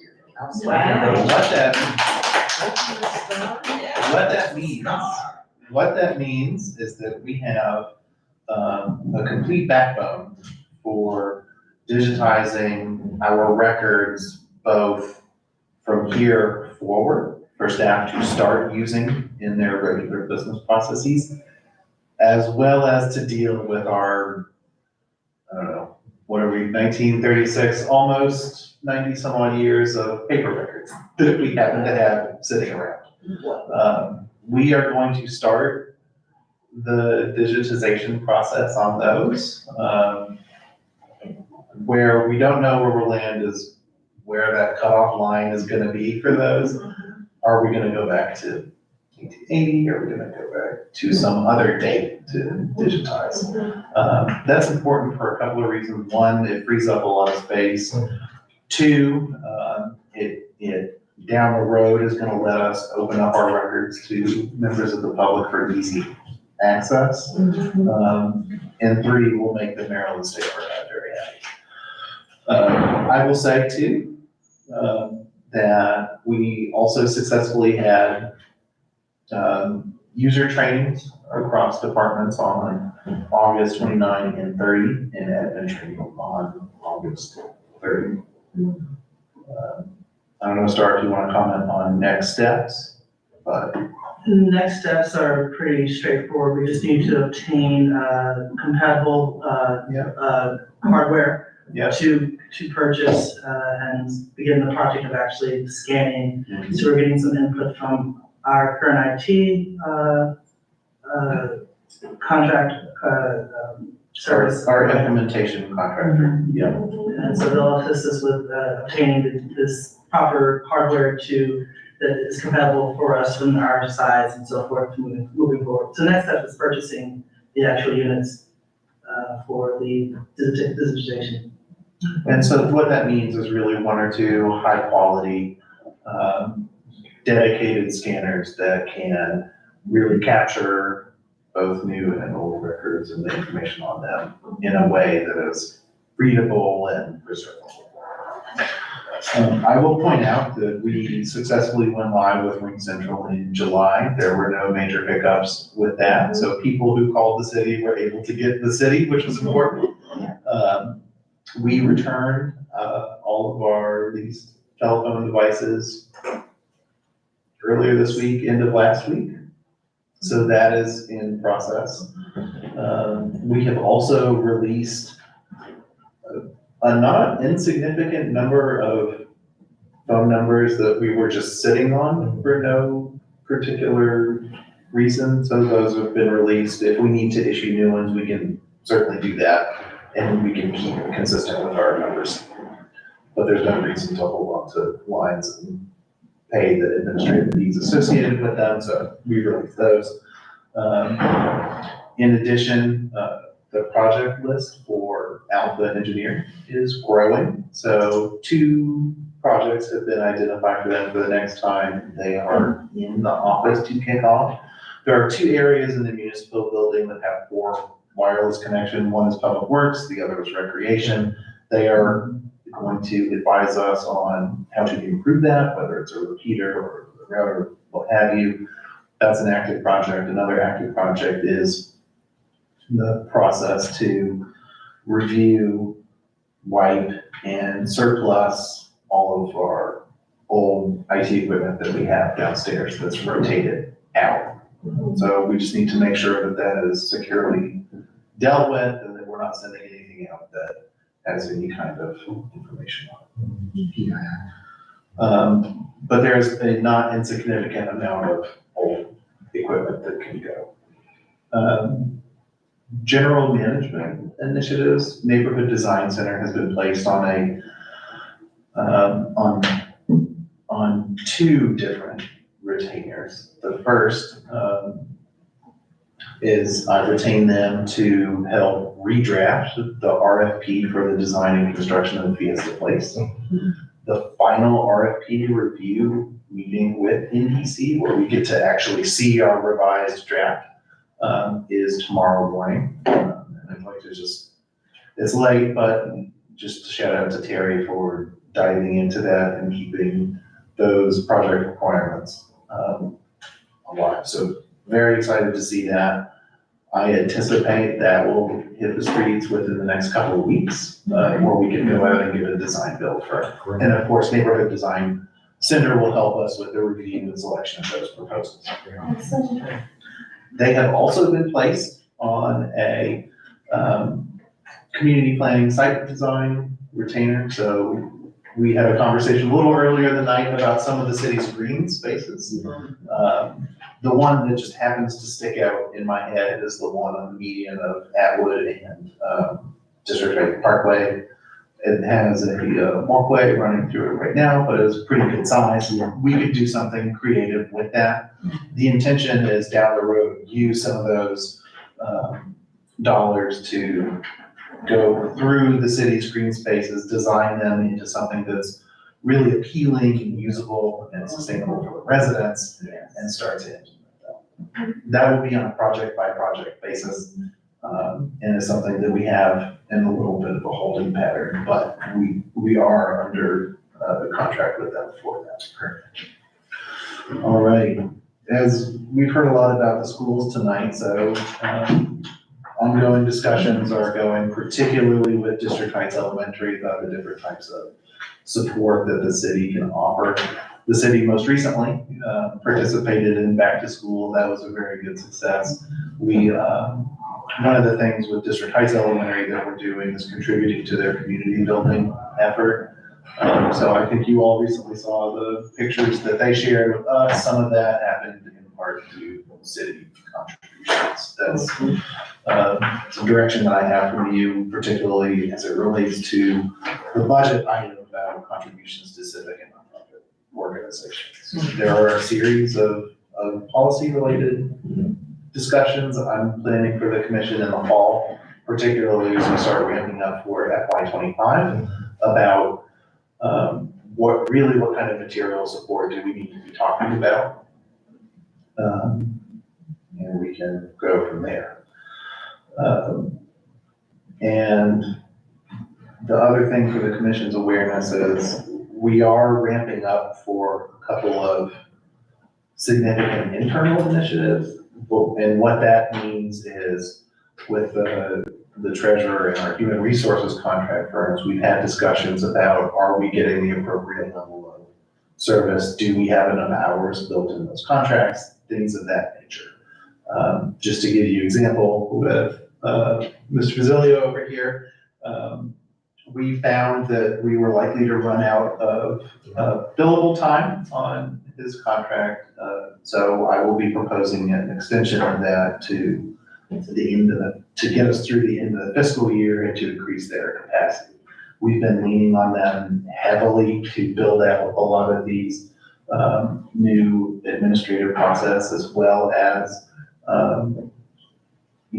starting to apply some more rigorous internal controls to the processes that exist in the city now, in addition to the backlog work that we've asked them to work on. So that will be coming before the commission sometime at one of the September work sessions. Upcoming initiatives, the Microsoft license update is likely to kick off early Q2 FY24. Along a similar timeline, the Microsoft Exchange online migration will occur. So you recall our email lives on a server somewhere that we don't have necessarily great insight to. There's a pretty strong desire to migrate to Exchange Online, which may solve that Microsoft problem. We're exploring that also for Q2 FY24. Later on in FY24, the city had the opportunity to jump onto a pilot community survey and data analytics portal for a not particularly significant amount of money, a couple $1,000. So we will have access to community survey questions, the ability to crunch the data from those community survey questions, as well as benchmarking for a couple of key indicators like economic development activity and public safety. So you can look forward to that mid Q2 FY24 or perhaps a little bit later.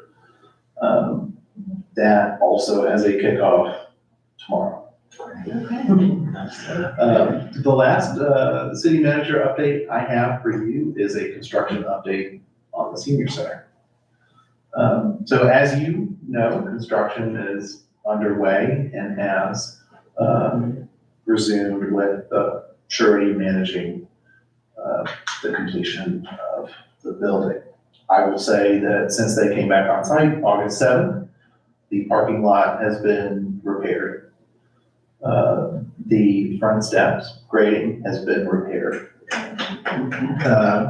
The decorative railings are quite close to completion. They're still working on those, but they are quite close. The final caulking painting is ongoing. The kind of pre-final clean has begun of the building. The final trade inspections are in progress. The lines for the fire alarm are in, that testing is in progress. And we still are anticipating a substantial completion of September 30th. We'll keep you apprised as we get closer and closer to that day. You're aware of a couple of areas that we're watching closely. Both our representatives and myself are meeting with the surety on a weekly basis to run through outstanding items and to help it come to as soft a landing as we can possibly bring it to. And at that, I'm happy to answer questions. Any questions from the commission? Commissioner Jennifer? You go first. Okay. First of all, wow. That was a lot of information to take in, all terrific things that are going on. I'm so excited. The biggest thing for me was, I want to give kudos to our city clerk and the front office staff, because anyone that has been to the city, that has seen the safe in the front office, I would never have thought. I forgot about that. We started that over the summer. That those ladies Yes. cleared out that space is just incredible. Yeah. On top of that, still at a highest level of professionalism, getting all of the other tasks of the city done. I just, Star, you really are a star. And Nikisa, wherever you are, darling, so thank you so much. I also wanted to bring attention to one of many tasks. This is our new welcome package. Yes. This is beautiful, and I know that it a group effort between probably Ms. Tanisha Turner and Ms. Star Jefferson and Mr. Street, and I mean, this has been a tremendous lift here, and it is on our website, I believe. Yes, it is. And so residents, you can now go to our website to get this information. It is just stunning. Just thank you, front office. And Miss Cecilia. And Miss Cecilia, absolutely, yes. Any other comments or questions from the commission, Commissioner Tillman? I just have two questions. One is, what's the update on that digital sign out front? And So number- we ordered the part for the digital sign that we were lacking to be able to update it. It was misdelivered and then made its way back to the manufacturer or the seller. So we've been on top of them this week, complaining that we don't have our equipment yet. And so, They're gonna expedite the. yes. The reshipping of the piece, the dongle that we need to Yeah. actually use it, manage the sign. But the sign is repaired. You remember sometime in April or so, we were discussing some repairs that needed to occur with the sign. The repairs have happened. The software updates have happened. This is the last piece that was supposed to coincide with the software updates. We had a delivery issue. There was a slight delay with this, so the sign should be coming to a close shortly. And my second question is, as far as the construction of that back entrance to recreation. Yes. You know, they made a huge mess out there in that back area, and that looks really, unprofessional. The gym exit? Yes, so what that is a result from is the stub out of the water and sewer for the bathrooms. That is the walkway area is gonna get re-concreted. The last thing to do before that area gets buttoned up is to confirm the power run also for the restrooms. Once that's done, that area will be finished. I also neglected to mention, but progress has started already. We got the okay from the county to remove the temporary ramp. So they decided that we have adequate access again. And so removal, I believe, has begun. Yeah, this morning when I was working out, they moved it. Yes, so it's either gone or mostly gone. Great.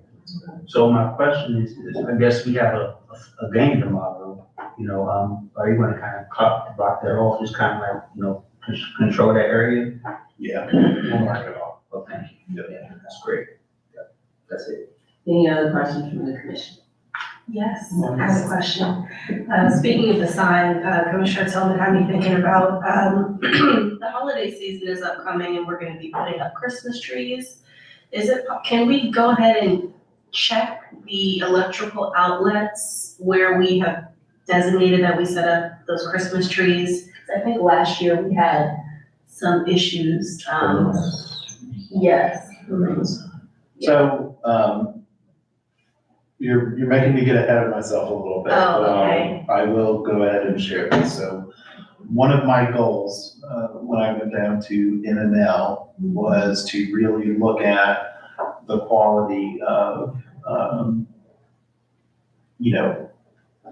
quality probably isn't the right word, but just to explore the options that are available for people that the city can work with to really step our game up, right, in terms of, offerings to residents. So we started a conversation with two companies that were on display at NNL and invited one out to come visit the city because they're local to Prince George's County. So we invited them out. They have delivered a visual concept of what a modest, affordable, but still very nice quality decoration could look like. Centrally located conceptually right now, that is in Veterans Park. It has power, it has access for people to congregate and enjoy the decorations. And I'm waiting on a final proposal before I present it to you. I do have a concept plan. The concept plan is significant enough to where you could conceivably start planning kind of a District Heights light up night or something like that in the Veterans Park. But I would like to wait until I see the proposal before I give you more information. We do have a stock of great decorations and some great stuff that was done previously. The idea that Parks and Rec staff and I have thrown around is using those and having an opportunity to really decorate and personalize the facilities. Right. And so That's a good idea. And so we have, hopefully by the holiday season, we will have significantly more interior and exterior square footage for people to congregate and enjoy, a decorated area. So we've been discussing pulling the decorations that were, have been used previously and making sure that they still have a good spot, on the municipal center campus or perhaps in the YSB. Oh, it's true, yeah. That's a good idea. Okay. But more to come on that one. Please keep Miss Melinda plugged in. I spoke with her. Okay. She's been very helpful. I spoke with her, late July, early August. She provided me the information that the decorating committee had pulled together for prior years. That was extremely helpful. Yes. Before I bring anything to the commission, the idea is to run the proposals through that group. Yeah. Just to make sure that, you know, community-wise, that's the direction that they wanna head in, so they can provide any feedback before it comes to you.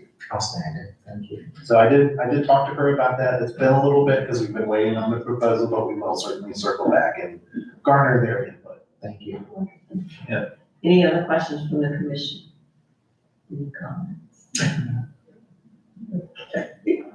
Could I get a, motion to adjourn the meeting? I have one comment. A quick, okay. Chief Tarpley has already left, but I wanted to wish him a early birthday, happy birthday. His birthday is this weekend. Oh, this weekend. Oh, yeah, happy birthday, Chief Tarpley. Yeah. Any other comments before I ask for a motion to adjourn the meeting? Could I get a motion to adjourn the meeting? Vice Mayor Harcourt, move to adjourn. Could I get a second? Commissioner Summers, second. All in favor? Aye. Meeting adjourned. First one back is always